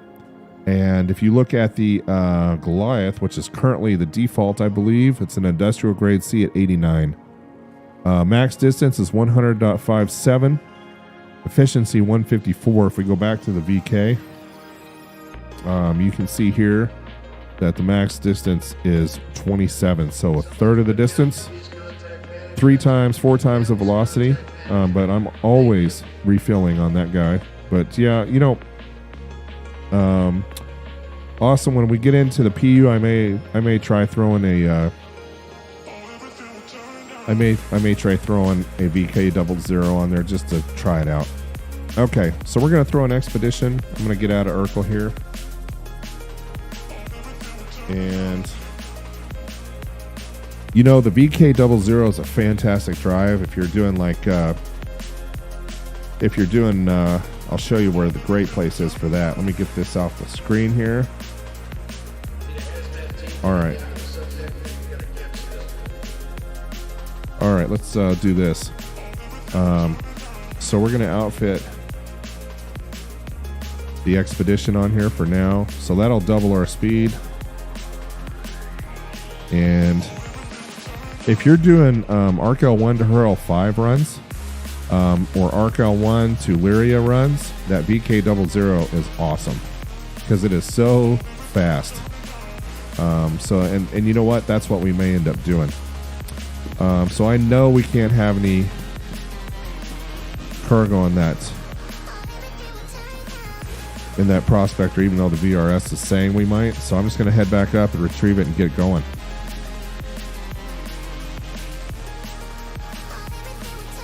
And so, but yeah, Urkel, I use Urkel all the time, and you can really play around with different ship configurations and have a great time doing it.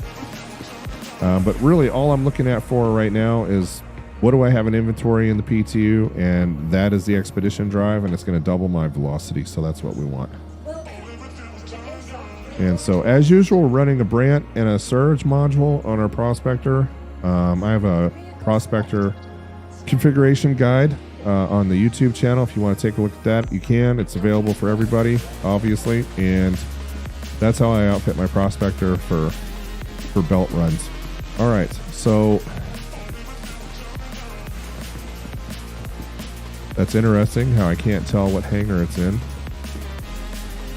Let me store it again. I didn't pay attention because I usually never pay attention to the VRS. So we'll store it. And I'm going to take a look at what our server density is here real quick, our player density on the server before I head out again. Hangar 2, okay. Well, I didn't have to store it after all. While we're waiting on that. But it seems like things become really unstable with 120 players in their stress tests. 60 to 80 seems just about perfect to me. Okay, Hangar 2. Austin, thanks for joining again, man. Appreciate it. Hopefully we'll see you out in the PU once the patch releases, my friend. Thanks for joining, and as always, thanks for playing in the universe with me. And once again, Austin's a guide. So for brand new players, you can request a guide when you get into the universe, and I would highly recommend him. He's a very experienced guy.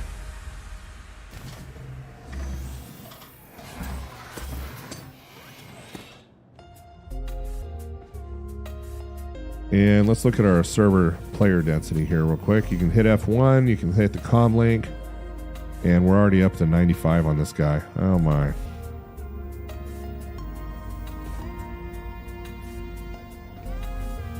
So we'll mine as long as we can. As long as they fix these 30Ks, obviously, before they release. That's all we care about, right?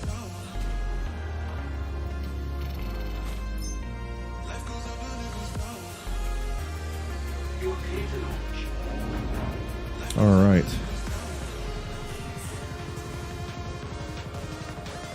And I have a feeling we are about to 30K again. And the reason I say that is because I am not seeing part of the ship UI is missing over here on the right-hand side. So I think we're about to 30K again.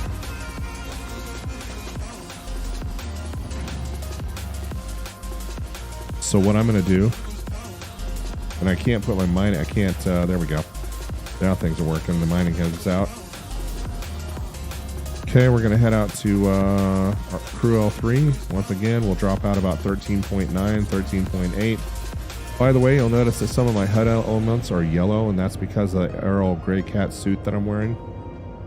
Your HUD will change colors depending on what armor set you're working with. But anyway, notice how this is yellow right here.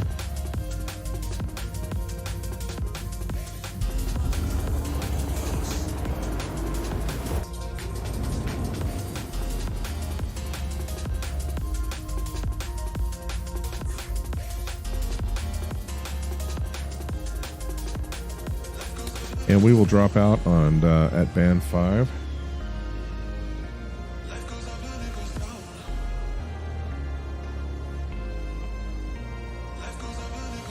And I'll show you guys what that looks like here. And I'll show you what the difference in density is. Okay, let's move this up here so you guys can see this.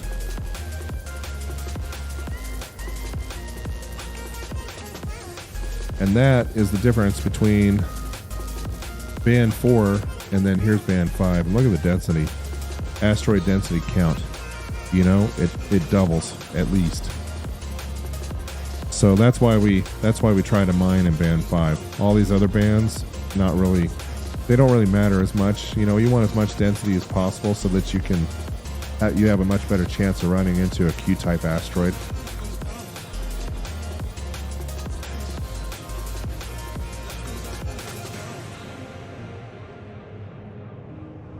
All right, and here we go. We're going to drop out at 13.9 to 13.8 million kilometers from Crew L3, and that should put us right in the That should put us right in the money, hopefully. And then we'll see if we can crack a rock without running into a 30K problem. But it's part of being in the PTU, you know, we're testing things out. And once again, you can check your player density on your server just by hitting F2, selecting the communication comm link in the mobiGlas, and then active members right up here. And that gives you a pretty good idea of how many people are on the server. Okay, we went a little bit too far in, about 2 million kilometers in. Where are we at here? We're at 11.6. So we'll point ourselves back towards Arc L1. And we'll head to 2 million kilometers back in. Of course, you know what? Since we're here already, and I haven't been out this far in a while, let's just take a look and see if we can get some types back real quick and see what this looks like. E-type. Okay, we got non-scannables right there. Let's check out this guy right here, with 11. We're not in band 5, just in case you didn't guess. P-type, a triple P-type right there.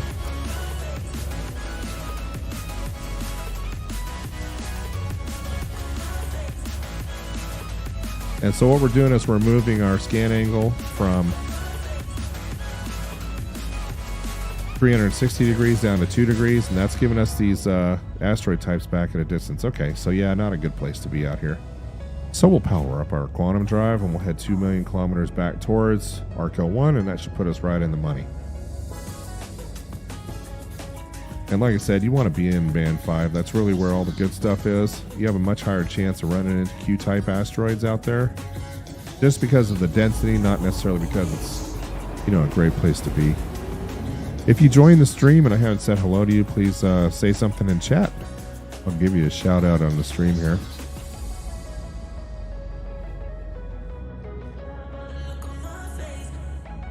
All right, and let's get our...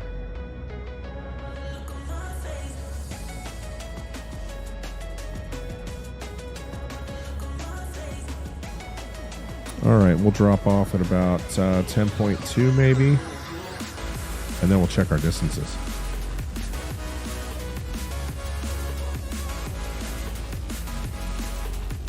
All right, and thanks for that, Greg. I just fixed it and noticed that myself. All right, multitasking, my friend. Yep, so we need to go about 700,000 kilometers. Actually, yeah, 1.5 more million kilometers back towards Arc L1. Okay, so we'll just readjust here. Still got some asteroids out here, but nothing worth really taking a look at. So 9 million kilometers from Arc L1 is about where we'll need to be.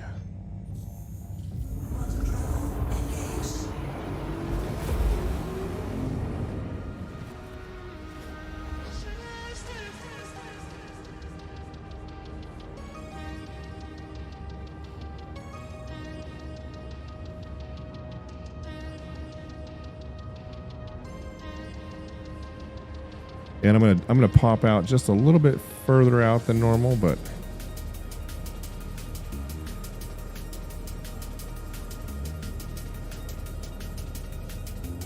seven, 6, and 5. We'll check our distance right here. Got a few asteroids out here. And we'll just double check our distance here. See exactly where we're at. 13.1. We need to go another 800,000 kilometers back towards Arc L1. And that should put us in the money.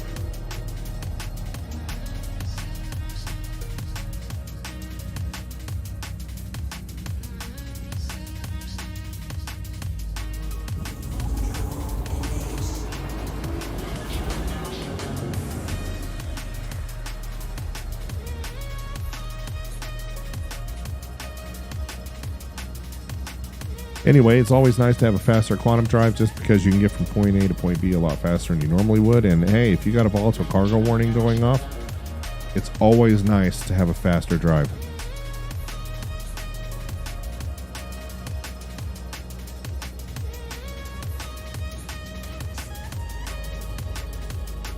All right, almost there.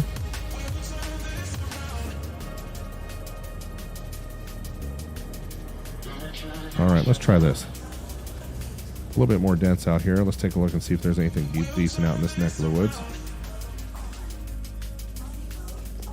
And we'll back our scan out here. There we go. And so we're just moving our scan angle from, there's a Q-type right in front of us. Let's go take a look.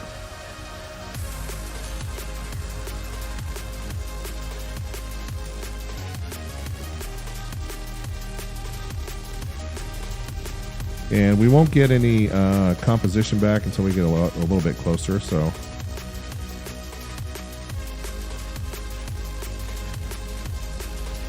$7,000 meters out. That's always nice. As soon as you get out of, and here comes. So instability is 362 on this guy. We're not going to bother with that. So we'll just turn our nose to the starboard side or port side and see what we got on over here. A P-type. And I'm just going to look behind me real quick, make sure we didn't miss anything.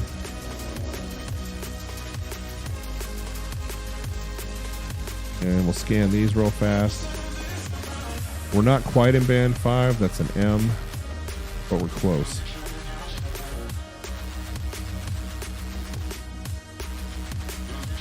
Check this guy at 11.6. We'll do a couple of these and we'll move a little bit further in.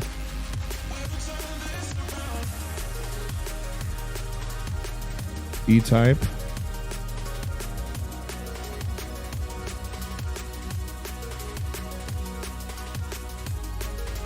Got a bunch of returns back right there, non-scannables.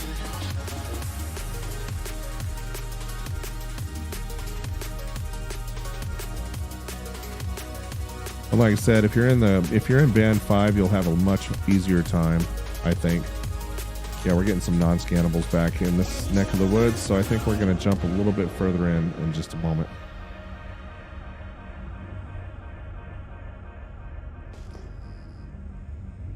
P-type, one more.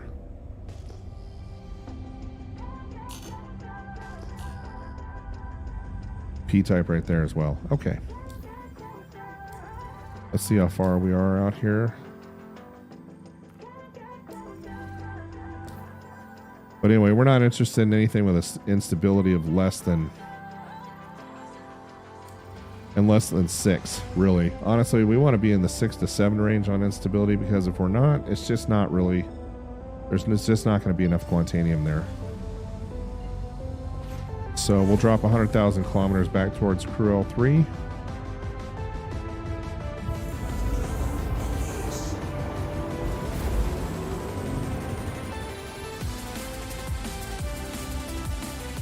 And we'll crack a rock before calling it a night, and then I will see everybody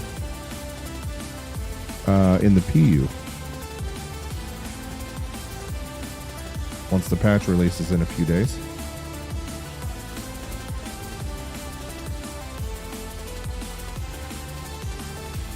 Okay, let's take a look at what we got here.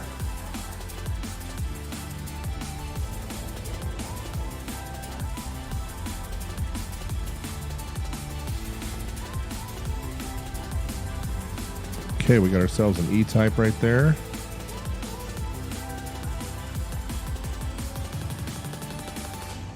And I feel like the PTU is getting a little bit wonky on me. Things are starting to get a little laggy. Okay, there's a Q-type. Let's go look at it. Yeah, another instability of 351.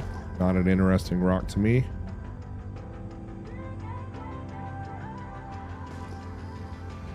But we'll head in that general direction.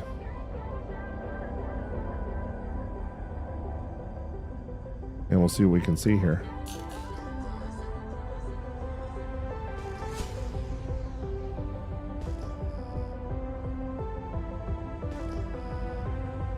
Another E-type. an M, and we're not interested in any of that stuff, as you guys know. Oh, there's a double Q type, maybe a triple.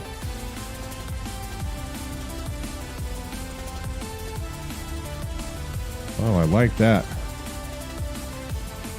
Kind of makes me wish I had my mole if it turns out to be halfway decent rocks. Let's go find out, guys.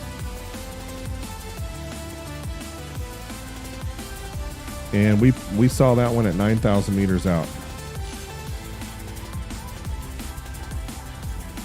So actually it's all the above, Greg, but there is a guide out there that will tell you how far, and I'll bring that up on the screen here once we get back, and I'll show you guys exactly where you can get that, and I'll give you the link. It's got all the distances for band 5 from most of the refining stations, so it's really super helpful. Things do change there. Obviously, you're going to have to kind of experiment around a little bit. You know, each patch seems to move things around a little bit. For some reason, I thought we had a triple out here, but maybe not.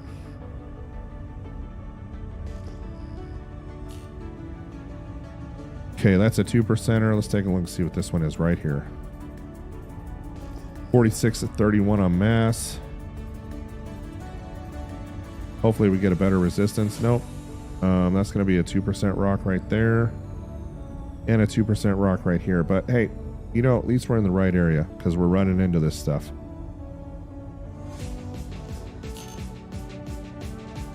So we'll keep on scanning. Keep on hunting.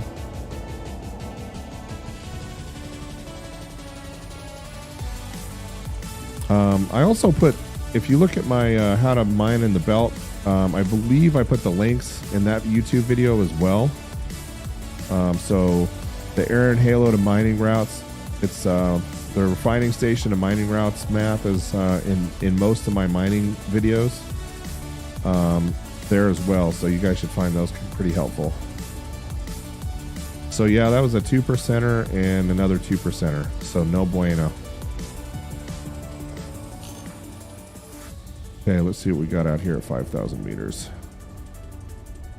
And I think I'm going to jump just a little bit more, a little bit closer. Okay, M-type, and what do we got right here? We got another P-type cluster. Let's jump just a slightly closer. And we'll jump in, we'll put us right at 13.85.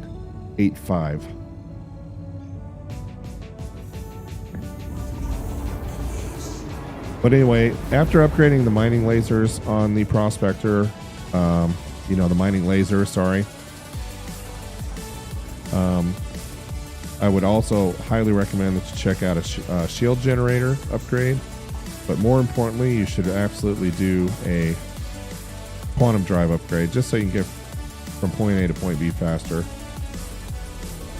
And it could be the difference between you exploding and not exploding on a hot quant run. Okay, we got ourselves an M-type right there. So I'm going to keep my FOV right at around 179 just so I'm not scanning stuff behind me.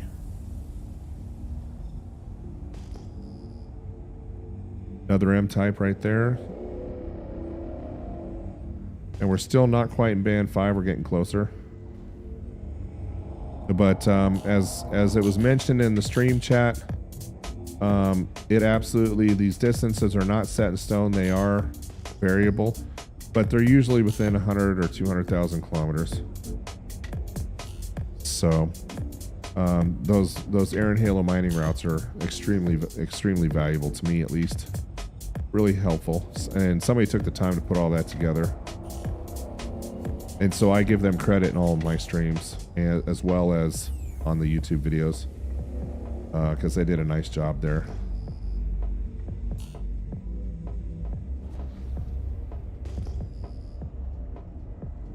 Okay, another M-type right there. So not interested in those.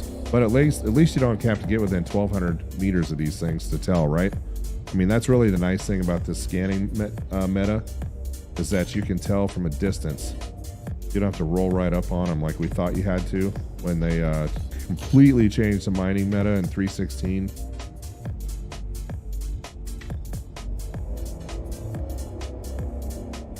And I'm going to jump a little bit further in just a moment.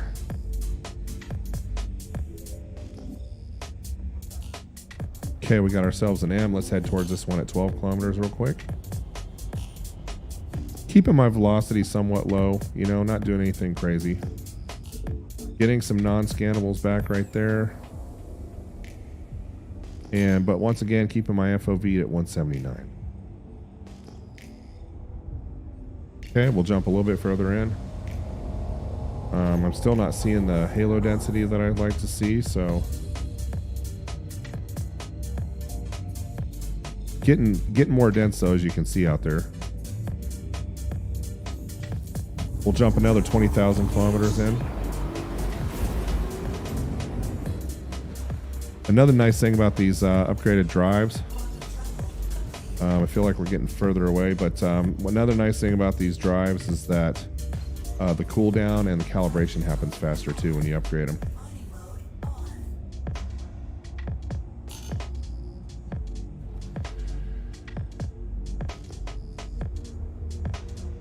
Okay, there's a Q type right there. Let's go check it out. And hopefully we'll get an instability number back on it here pretty quick. And my velocity is way too high. 259 on instability, not a keeper, folks.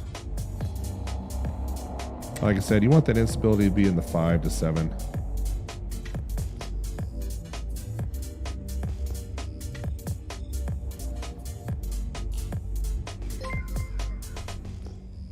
And to Lister, thank you for the sub. Awesome. Appreciate it. Love seeing those. More unscannables. So here's what we're going to do. I'm getting too many unscannables back. So what I'm going to do here is I'm going to get out of the chair. And I'm going to go lay down.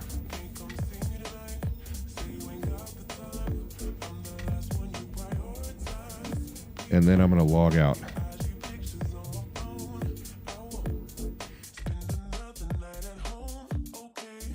And then I'm going to log back in. And hopefully hop on another instance. And let's go here. And let's go into the EU. Instead of the USA this time, the EU, it's pretty early in the morning over there. So hopefully the player density will be down. Server stability will be better.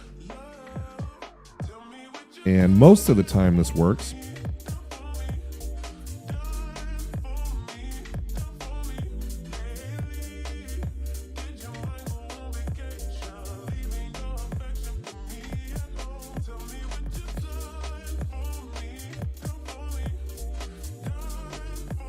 All right.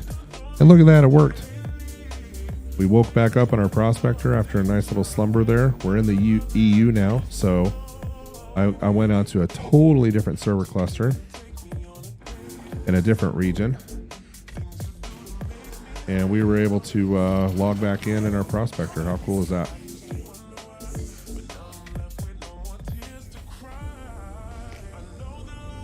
Okay, there's an E-type right there.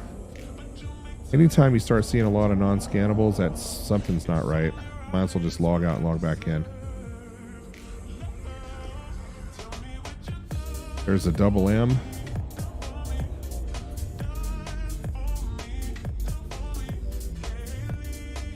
Another M. And we'll jump a little bit further.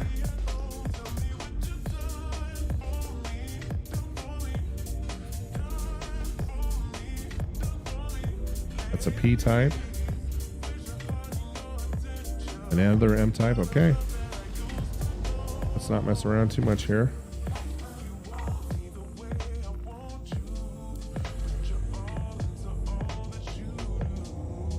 And I'm going to bring up this website here in just a moment. And we'll take a look just to make sure that we're getting the distances right.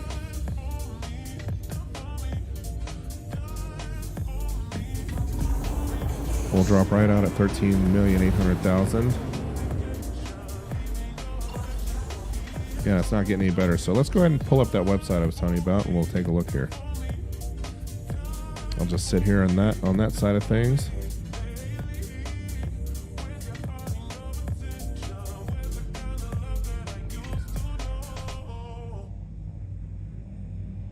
All right, refinery to air and halo mining routes. And let me find the actual site here.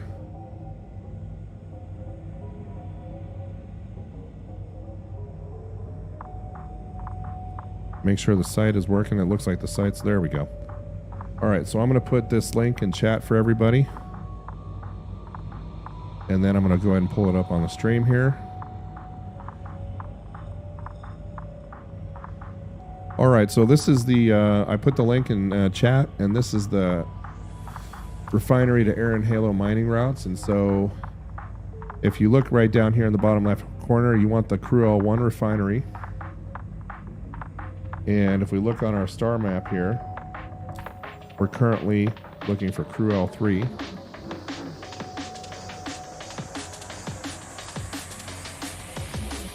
And here's Crew L3 right here, and we're looking for band 5. And so 12.679, so I was a little bit off. So let's go ahead and get to 12.679. And that should put us right in band 5. Let's find out. Yeah, we're about 1,000,000 kilometers off. I don't know where I was thinking of 13.8 from, but let's go to 12.6. Anyway, super helpful site.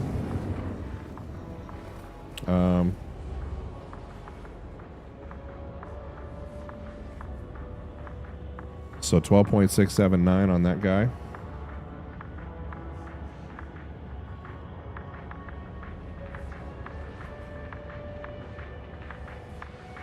And if you use that map, you should be pretty successful most of the time. And it's pretty accurate. And that has all the refinery to air and halo routes in it. 9, 8, 7, and 6. And look at that. There's some rocks. What do you guys think about that? Anyway, that's the site. And this is definitely band 5 where we're at now. Okay, let's get our scan angle back out to 179. And we're going to get lots of returns back now. You see all those rocks, guys? Q-type right there, double right in front of us. Let's go take a look at it. Hopefully we'll get a nice instability number back on this guy. And that's a double.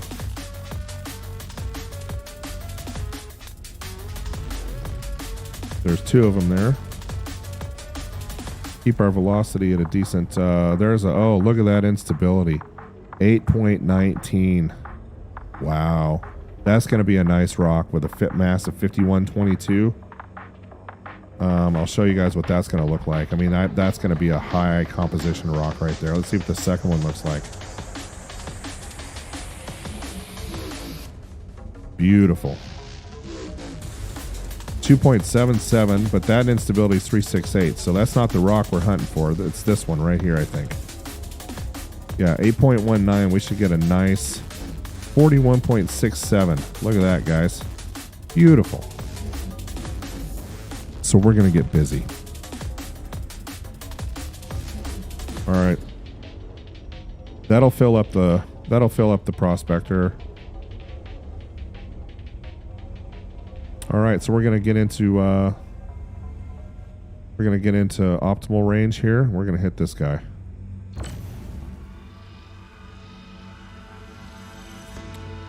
And I may hit it with a surge, I may not. Let's see how it does.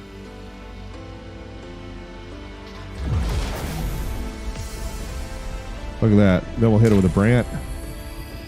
And we'll just keep that charge in the optimal range so that we don't overcharge the rock and turn a bunch of our material inert.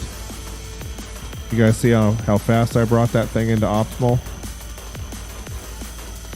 The surge module is not required in the belt most of the time, but it's a nice to have to save you time, if you know what I mean. Beautiful rock. Beautiful rock. I love seeing that kind of instability. And those are high mass rocks when you're in the 8. Or high composition rocks when you're in the 8s. Alright, and she split apart real nice. So we'll check these fragments and see what we can see. That one's not going to be very good right there just because of that So I'm not going to mess around with that one unless I absolutely have to. That one's not going to be any good just because whenever you see those thick optimal ranges, that tells you it's not that great. That one's going to be fine. So we'll go ahead and throw a charge into that one. I'm going to back off the sufficient range on this just because there's no reason to be an optimal on a fragment. And if you don't have upgraded shields on your prospector, you're more likely to die if you overcharge that rock. So it's better just to back it off as much as you can. If you joined the chat and I haven't said anything to you, let me know in chat. I'll say hi to you on the stream. Notice the inert's at 14.5. If I let this go into the overcharge, it'll be a lot worse than that. So I'm going to keep that optimal real dialed in on this rock fragment. And you could back off to the middle of sufficient if you wanted to. And just, you know, if you happen to overcharge a rock, you're not paying attention, get a phone call, multitasking, whatever. If you have the stock shields on the prospector, you have a much better chance, higher survival rate. All right, here we go.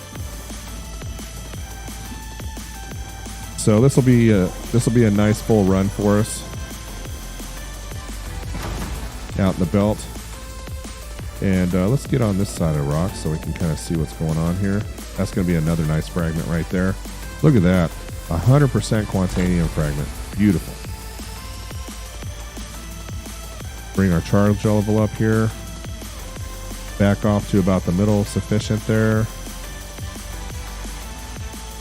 Man, that's a frisky rock. Even with the Brant module, it's floating around on me quite a bit in the op. See that? On your charge level? That's going to be... Let's hopefully we can get that charge in there fast before my Brant runs out, but it's not looking good.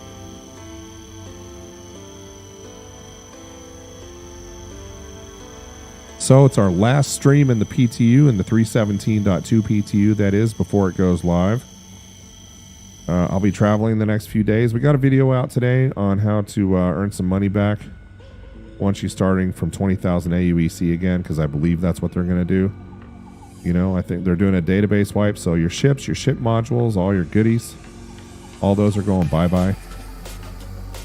Armor sets that you didn't pledge for. Those are all going to be... Oh. Oof. Got to watch that. There we go. So we put up a little video today on just a couple of really simple things you can do if you're a brand new player especially, to get your income level back up fairly quickly so that you can buy those modules for your ships, upgrade your ships again, and get back to doing what you like to do. And personally, I really like the delivery missions. They take you to different parts of the universe. That's really beautiful out there. You know, the belt's nice, but it's not very pretty.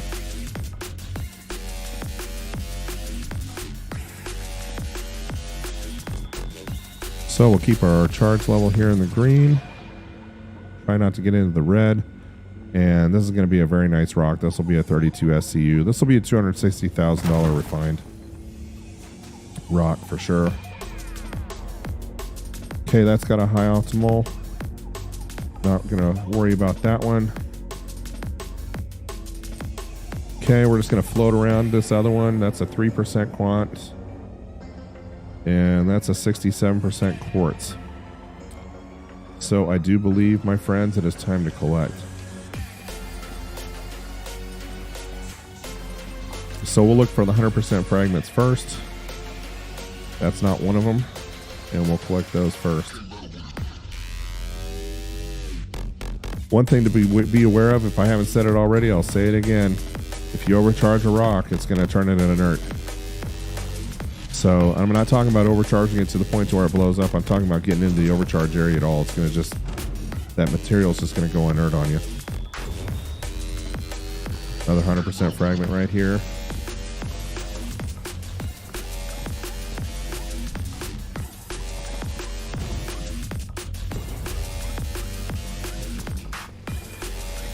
Already up to 10 SCU.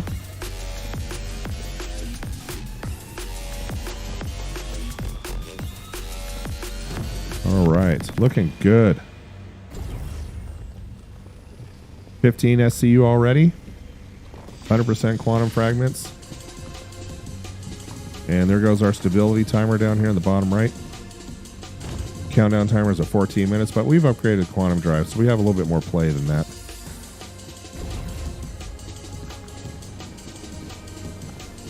Still a lot of fragments to collect, and we're already up to 20 SCU. All right. 22.85. Another 100% fragment. I told you guys this is a nice rock. Really nice rock.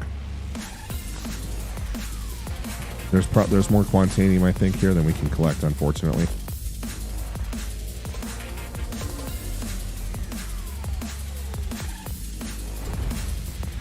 And we're at 28, and I believe this is the last fragment we're going to be able to collect. Maybe one more. Nope, probably not. And there's the warning that every miner loves to see. Every miner, okay. And there we are at 31.99 SCU, folks. Really nice mining run out in the Aaron Halo. You guys saw, once I was in Band 5, how long did it take to get into 32 SCU of Quantanium? It took about a minute. So anyway, all right, we're into our countdown timer. We're going to head back to Arc L1. And there it is. So another $260,000 run in the PTU. So after this is refined, I'll have $1 million in work orders to get down to Area 18. For those that don't know, once we get up to 1,500 subscribers on our YouTube channel, we're giving away a prospector. It's a pledged prospector, so it'll persist through all these database wipes, and you'll have it when Star Citizen matures. So, and we're getting close. We're about 86% towards our goal right now, about to hit 1,300. Awesome. So we appreciate you watching tonight. We're having a lot of fun. We tried mining on Leary at first, but didn't have a lot of success there, and then boom, we popped out into the belt. And that Aaron Halo mining routes map that I put out there for you guys, super useful. Really good, so I highly recommend it. It's in the chat. And now I'm going to ask a very important question. We're going to go ahead and end this poll that we have going on here. And I'm going to ask another important question. All right, here it comes. And this is very serious, guys. 94% of you, 20 people voted, 94% of you are excited about the patch coming out. So that was that poll.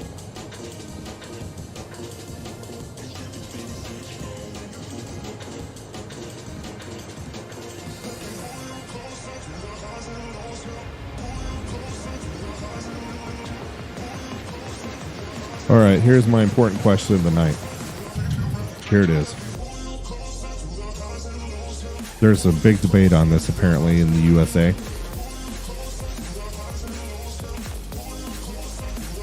Is the hot dog considered a sandwich?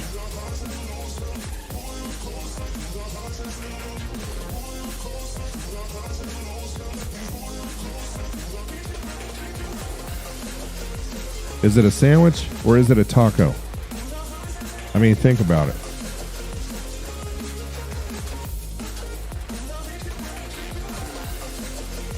Hey, Greg, thanks for joining, my friend. I'm really glad you're able to watch the stream tonight. Greatly appreciated.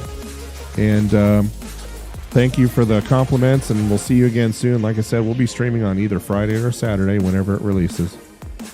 We'll see you again soon, buddy. Thank you.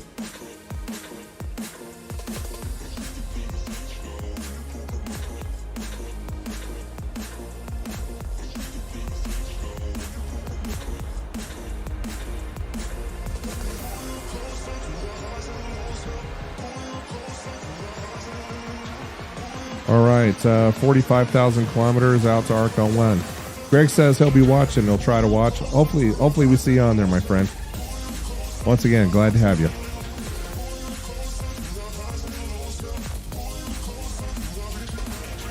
All All right. And look how fast that thing spools and calibrates. Much better quantum drive than what I had it before, even though it's a grade C.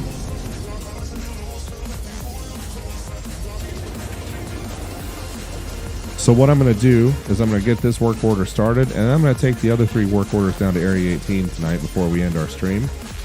And I'll kind of show you how much money we made off that deal. Okay, there's wide forestation, fast calibration, fast spool time, much faster than the stock drive. And the work orders that we're going to be taking down, let me see if I have, I think what I'm going to do is I'm going to claim my Mercury Star Runner if I don't have it with me for some reason. Make sure I don't have a big old asteroid right in front of me. And we do have a load full of Quantanium. We're maxed out here on the Prospector. Okay, and once we get we're going to make sure our prediction indicator is not running into the station. There we go. And once we get in range, we'll ask for permission to land here on our Game Glass console, which, by the way, I have a screenshot of on my Instagram feed. And there we go. Should be able to get permission to land now that we're within 9,000 meters. And there it is right there, folks. Nice and easy. That's how easy the Game Glass makes my life. And it's not just for Star Citizen, it's for something else. And I am not sponsored by them, by the way. They don't know me from Jack. But they have a good product and I like it. And it works pretty flawlessly.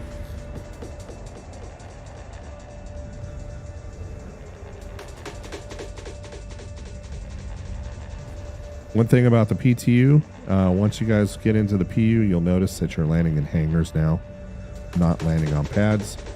And I guess they did this to reduce the amount of pad griefers that we have going on out there. Apparently it's a problem. Okay, one thing you don't want to do is have a collision with the station with a hold full of Quantanium. Not a good life strategy. And I deployed my landing gear and went into VTOL mode just by hitting a button on Game Glass. Pretty cool. They have different shards. Some for, if you're a player who's in a fighter, there's a different shard that you use for that versus a miner, different shard for that. And then they have basic pilot shards that are kind of all around shards. Pretty cool. All right, and look at that. We're not even into our volatility timer, and that is why, my friends, you upgrade your quantum drive on the Prospector. It's got twice, even a grade C has twice the velocity of the Goliath that they put in this thing. Oh my! I can tell though that my European server here is getting more busy. Let's take a look. Only 53 on though. Okay.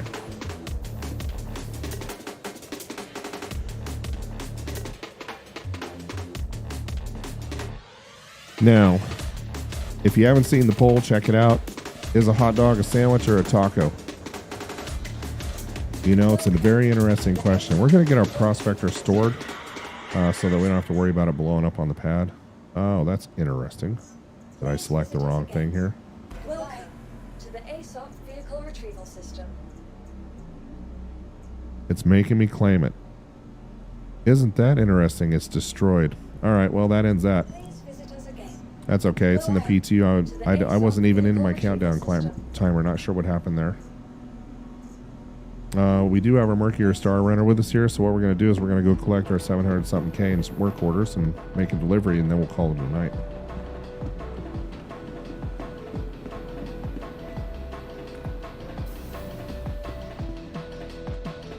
The Star Runner is nice because it's easy to maneuver, easy to fly, and it has a 96 SCU of cargo space.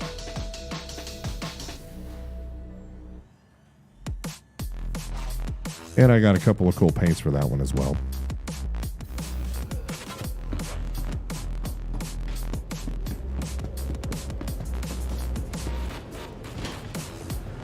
But it's much easier to get into a vertical hangar and say in comparison to the Raft, even though I like the Raft a lot. It seems like they've nerfed the They've kind of nerfed the maneuverability, it seems like to me. I could be wrong, but...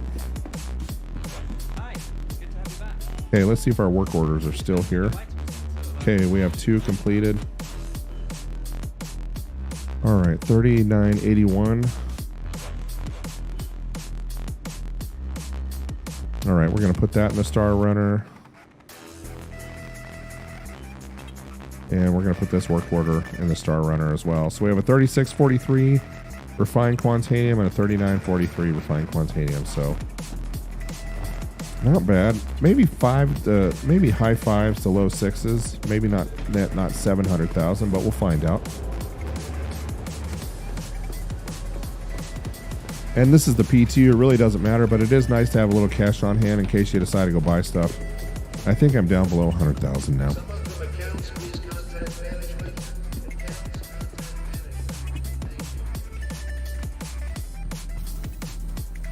All right, let's go get our Mercury Star Runner and head down to Area 18 and sell off our Quantanium. By the way, both these work orders occurred on Lyria. And if you haven't answered our all-important question, is a hot dog considered a sandwich or a taco? I would like to know. I think there's an official definition, but hey, you know.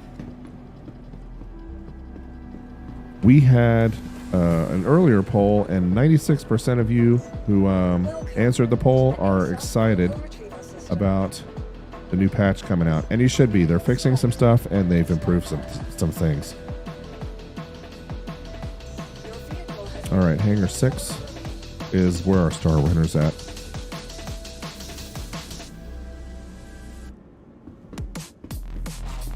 And we're going to head down to Hangar 6 here.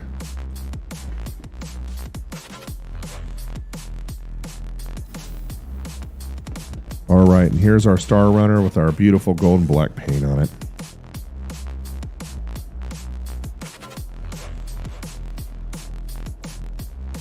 And we may see the cargo sitting in here.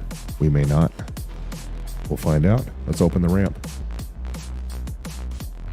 Yep, it looks like our cargo is sitting right here, folks. Let me get the ramp up and I'll show you this beautiful Quantanium.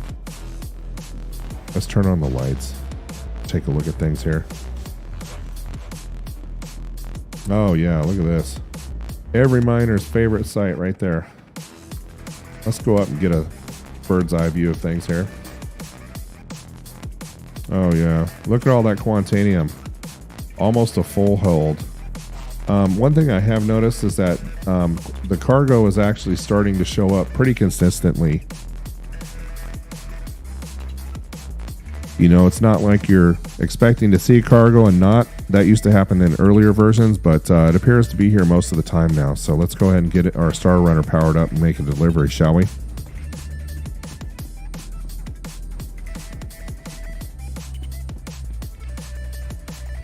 And so we're going to go drop this stuff at Area 18.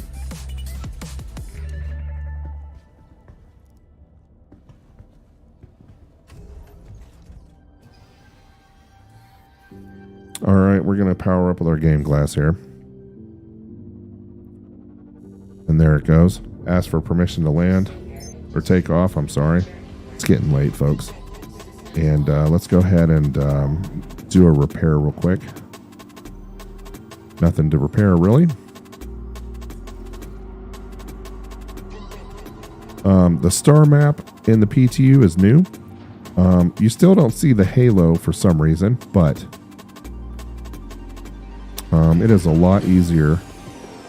Like you would normally may have to choose like an outer marker, but now you can directly select Area 18. I have not had any problems doing this in this version, and it's been great about auto-calculating the route.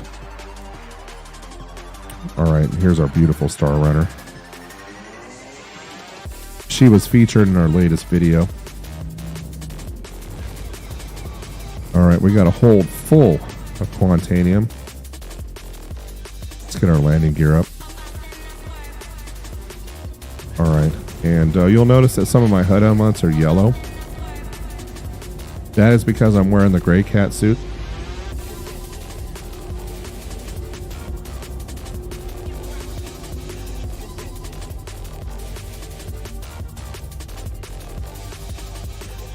do believe I'm running I'm running stock drive on this, so that's why the calibration's taking so long. There we go.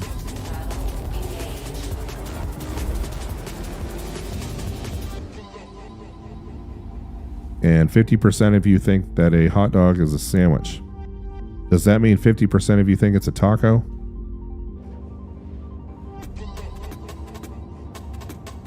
All right, 2.7 million kilometers out from ArcCorp. We'll have one more course correction to make before we drop into Area 18. And then we'll go sell some Quantanium.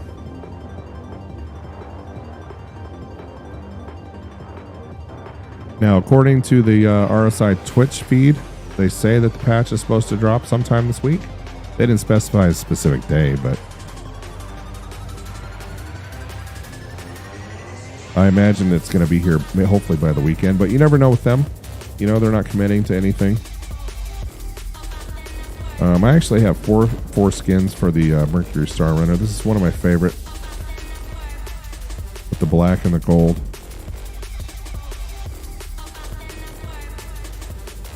Interestingly enough, last time I was doing a quant run to ArcCorp, I got shot at as soon as I came out of quant.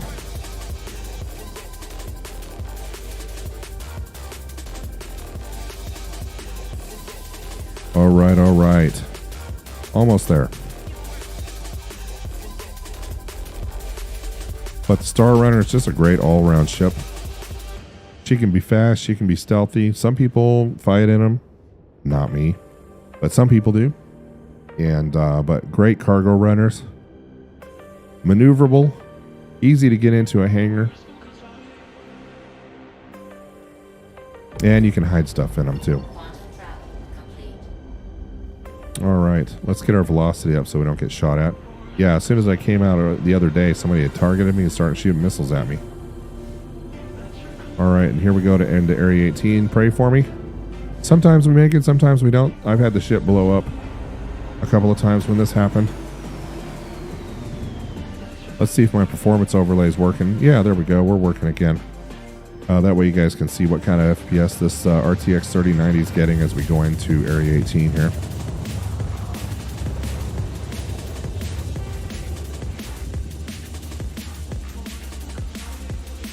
And here we go. All right, we're going to flip her over here.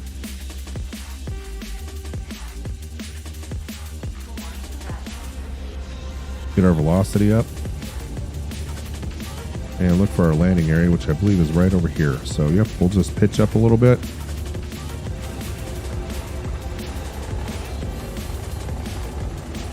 And once we get below 9,000 meters from our landing spot, we'll ask for permission. And there we go. So we're pushing about 48 FPS right now over Area 18, and we're running in 4K.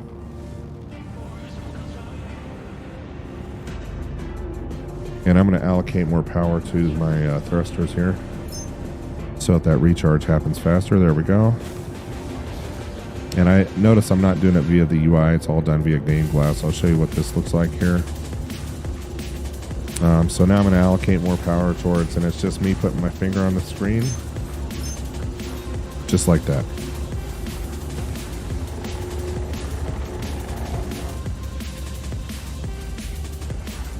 All right, we'll ask for permission to land here. Should be in range here soon, if not right now.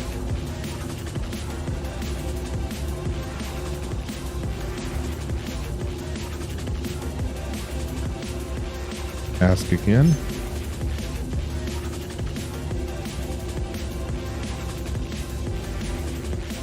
There's our landing spot right there. Okay, we'll go ahead and turn on our lights. And we'll put down our gear, get into landing mode, get into VTOL. There we go. And then we're going to come in nice and easy. We have a hold full of Quantanium, by the way.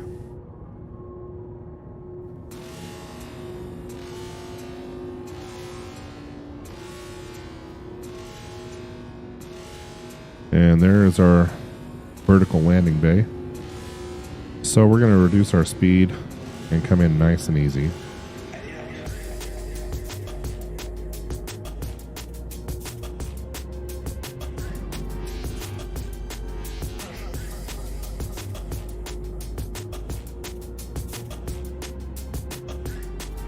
Nice and slow. We definitely don't want to hit anything. We need to avoid all these structures, and then we're going to have to align ourselves over the hangar.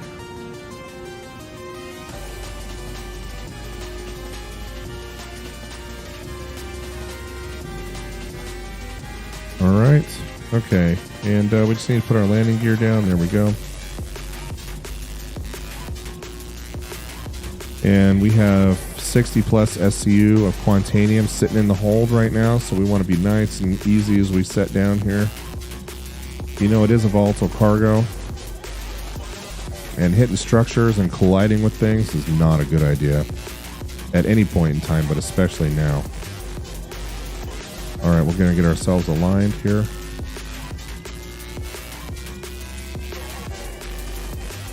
And I'm going to try to do this without cheating and go into the outside view.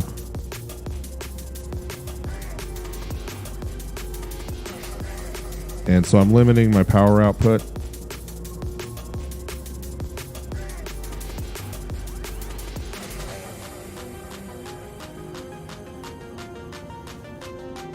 And we're going to go nice and easy. Like I said, we have about 60. I'm going to cheat. With that much Quantanium on board, I don't want to mess this up. All right.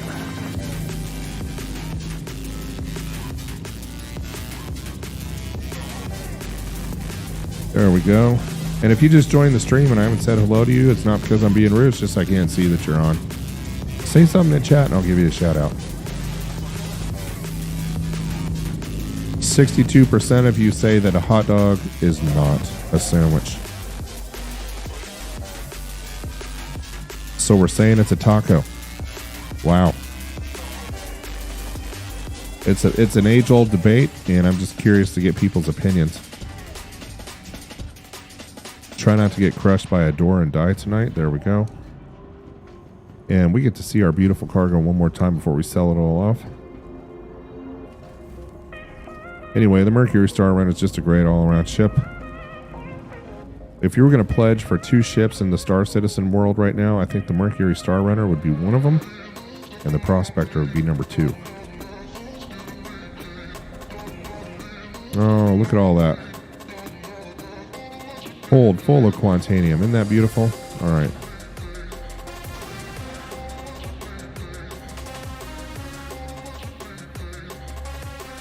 So let's go get this stuff sold.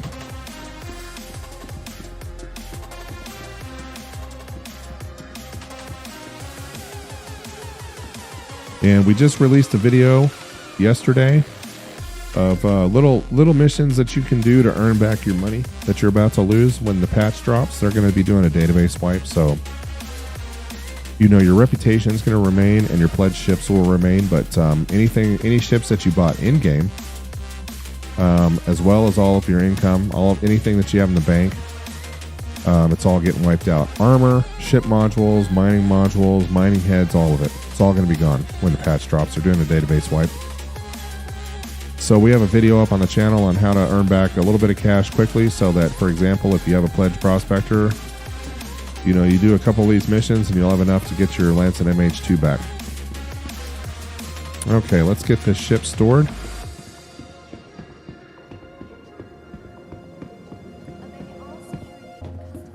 And we got to head the correct way, of course, towards the custom area. There we go. Get our ship stored.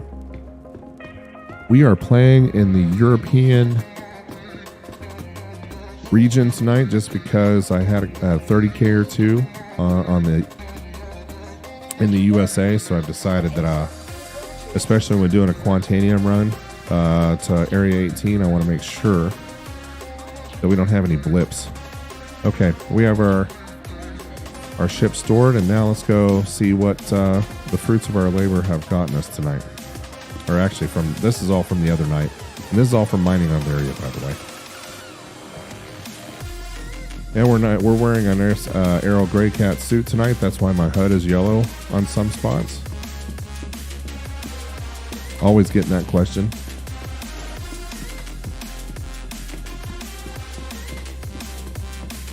And we'll catch a city flight train.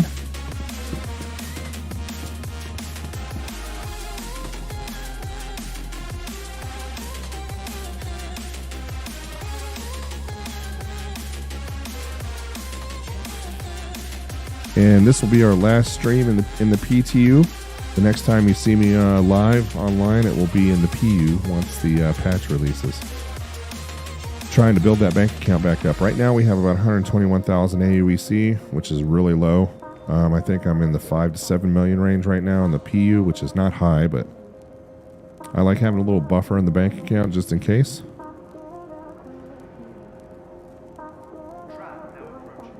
And what we're going to do is we're going to make some money on the quant load tonight, and then we're going to call it a night, and then I will see you guys on Friday or Saturday, hopefully, assuming that it releases.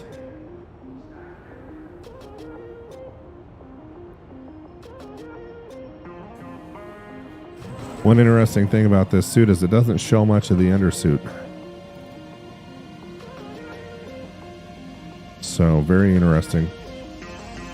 One thing is really interesting is, there we go. I thought I had a bunch of armor on Area 18. I guess there's our Scorpius Stinger livery, Star Lifter, Mercury Star Runner, Constellation Blue. Yeah, all looking good.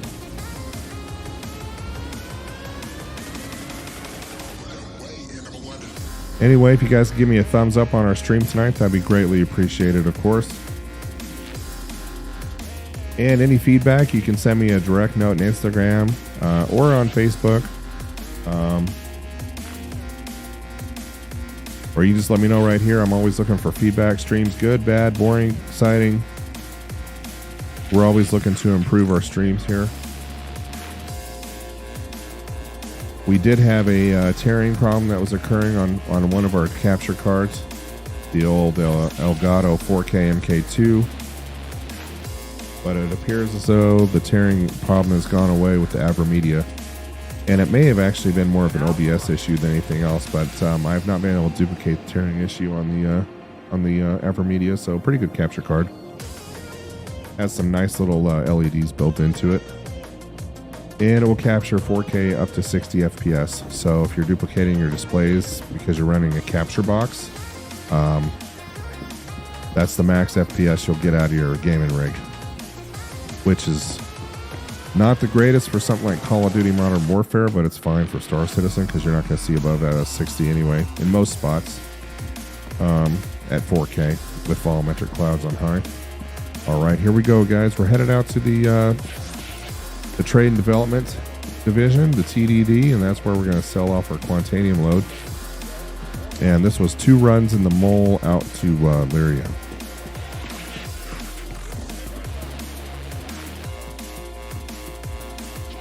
And I have our Discord link updated in the description of the video if you want to join our Discord server. Always love having more people on there.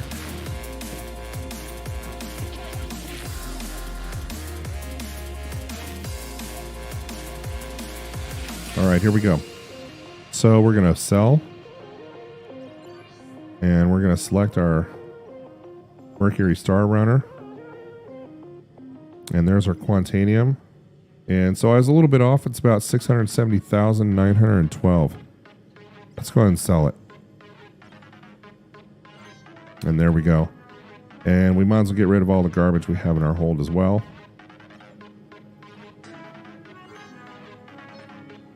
And boy, that's not very valuable, right?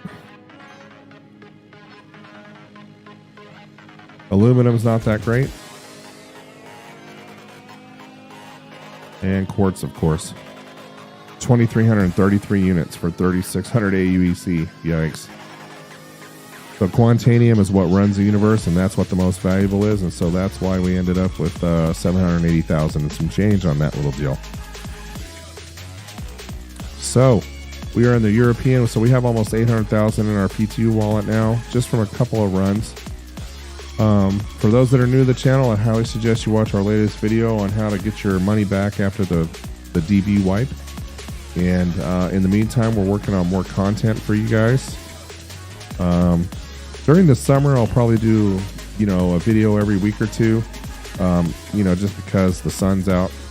But as we get into the fall, our creation tempo will increase pretty dramatically, and we'll get lots of more videos uploaded for you guys, so we can show you how to do stuff. Lots of how-to guides, what our recommendations are, and all that. So, with that being the case, that is it for our stream tonight. I want to thank everybody for joining. We had a great time. No luck on Lyria, but lots of luck out in the belt, at least on this run. And so that'll be it. And I will see you guys after the patch drops, and we'll do a patch release party online stream. And I'll have a countdown timer running on AlphaInfinityTech.com. Check out our website, Instagram for little tidbits. I have a nice little glamour shot of my water-cooled rig on there, as well as game glass and all that. So thanks everybody for joining, and I really appreciate you being here, and we will see you again soon. Have a good night, everybody.